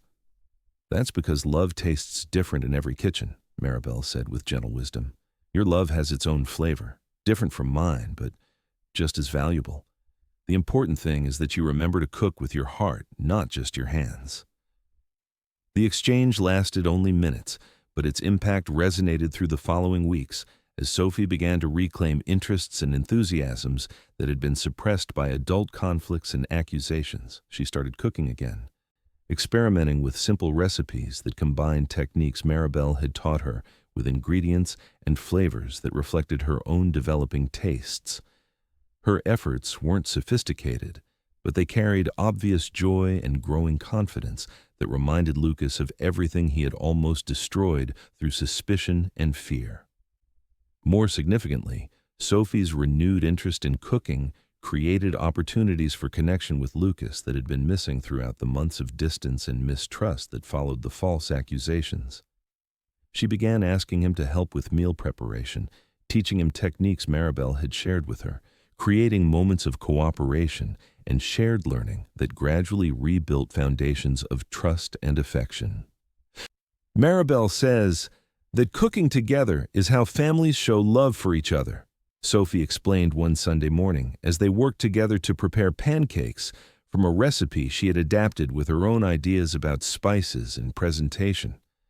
"Not just the person doing the cooking, but everyone who helps, everyone who shares the food, everyone who appreciates what gets made." The observation carried wisdom that Lucas was still learning to appreciate. Food as expression of love rather than mere sustenance, cooking as opportunity for connection rather than domestic obligation, sharing meals as celebration of relationship rather than efficient nutrition. These concepts challenged his understanding of efficiency and productivity, but they offered something his business success couldn't provide: warmth that made achievement meaningful, connection that gave purpose to accumulation of wealth and status. Their Sunday morning cooking sessions became regular routine that Sophie treasured and Lucas gradually learned to appreciate. The pancakes weren't as perfect as those he could order from expensive restaurants, but they carried flavors that money couldn't purchase: patience, laughter, shared effort that created satisfaction beyond mere consumption. These simple meals reminded him of everything Maribel had tried to offer his family, gifts of tradition and care that he had been too proud or fearful to accept gracefully. The broader implications of his changed understanding began to affect other aspects of Lucas's life in ways that surprised him with their practical benefits. His increased appreciation for service workers throughout his daily routine, restaurant servers, building maintenance staff, delivery drivers, led to relationships that enriched rather than merely facilitated his activities. When he bothered to ask personal questions and remember individual circumstances, People who had been invisible functions became sources of information, assistance, and even companionship that enhanced his experience of city life. His business relationships also began to reflect lessons learned through his failures with Maribel and their aftermath. He started approaching partnerships with greater attention to equality and mutual benefit, rather than simple advantage and profit maximization. The changes weren't dramatic enough to alter his fundamental approach to investment and wealth accumulation, but they created style of interaction that generated loyalty and cooperation rather than mere compliance with contract terms. Most importantly, Lucas began to understand that his daughter's happiness and development depended more on emotional security than financial resources, more on trust and consistent affection than expensive schools and luxury advantages. Sophie's contentment during their cooking sessions, her obvious pleasure in sharing stories about her attempts to recreate Maribel's recipes, her growing confidence in expressing preferences and opinions, all demonstrated that children needed attention and appreciation more than they needed material privileges. The realization led to changes in custody arrangements that prioritized Sophie's emotional needs rather than Lucas's pride or convenience. He began coordinating more effectively with Rebecca to ensure that Sophie felt secure and supported in both homes. The transitions between parents didn't create anxiety or divided loyalties. The cooperation wasn't easy. Their divorce had been contentious, shaped by accusation and resentment that took time to overcome. But Sophie's welfare provided motivation that transcended adult conflicts and wounded pride. "She seems happier," Rebecca observed during one of their coordination conversations. "More relaxed, more willing to talk about school and friends. Whatever changes you've made, they're working." The acknowledgement meant more to Lucas than business achievements or financial milestones, confirmation that his efforts to repair damage from the false accusations were creating positive results in the only area that truly mattered. Sophie's emotional recovery validated lessons he had learned through loss and regret, demonstrated that relationships could be rebuilt through patience and changed behavior rather than dramatic gestures or expensive compensation. But perhaps the most significant element of closure came through Lucas's recognition that some mistakes couldn't be completely corrected, some relationships couldn't be fully restored, and some consequences had to be accepted rather than negotiated away. Maribel's success with her own restaurant represented justice that didn't require his participation, closure that didn't depend on his forgiveness or approval. She had created life that reflected her values and utilized her talents without reference to his opinions or satisfaction. The understanding brought peace that Lucas hadn't expected, release from obligation to repair what couldn't be fixed, permission to appreciate what remained rather than mourning what had been lost. Sophie's memories of cooking with Maribel would always be precious to her, would influence her understanding of food and culture and family throughout her life. But those memories belonged to the past, valuable in themselves without requiring continuation or restoration. During their final visit to Abuela's kitchen, as autumn fog began returning to San Francisco Bay and routine settled over changes that had gradually transformed his household, Lucas understood that this chapter of their lives was complete, not because problems had been solved or relationships fully repaired, but because growth had occurred, lessons had been learned, and all participants had found ways to move forward with dignity and purpose. "Thank you," he said to Maribel as they prepared to leave, his words encompassing more than could be easily expressed. "For everything you taught Sophie, for the patience you showed with my mistakes, for showing us what love looks like when it's expressed through care for others." Maribel nodded with grace that had characterized her throughout their difficult relationship, acceptance that didn't require elaboration or extension into promises about future contact. She had given what she could when she could, had maintained dignity through accusations and suspicion, had created success through her own effort and determination. The chapter was complete, honored by recognition rather than diminished by regret. As Lucas and Sophie drove back toward their penthouse through neighborhoods that seemed more familiar now, more connected to his understanding of community and shared humanity, Sophie asked the question that provided final perspective on everything they had experienced. "Are you sad that Maribel doesn't work for us anymore?" she asked, her voice carrying curiosity rather than accusation or blame. Lucas considered the question seriously, recognizing its importance for Sophie's continued healing and growth. "I'm sad that I hurt her feelings and made mistakes that caused problems for everyone," he said honestly. "But I'm happy that she has her own restaurant, that people appreciate her cooking, that she doesn't need to work for families who don't understand how valuable she is."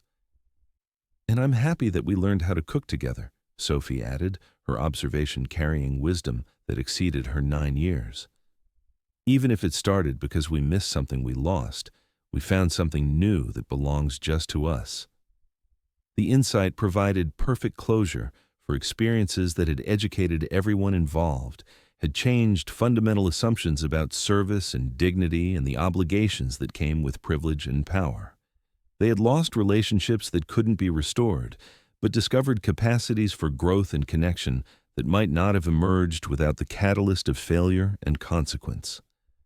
As city lights began to twinkle across San Francisco Bay like scattered promises, as fog prepared to wrap familiar landmarks in mystery and beauty that money couldn't purchase but wisdom could appreciate, Lucas understood that some stories ended not in victory or defeat, but in transformation that made everyone involved stronger, wiser, and more capable of creating relationships built on respect rather than assumption, appreciation rather than entitlement.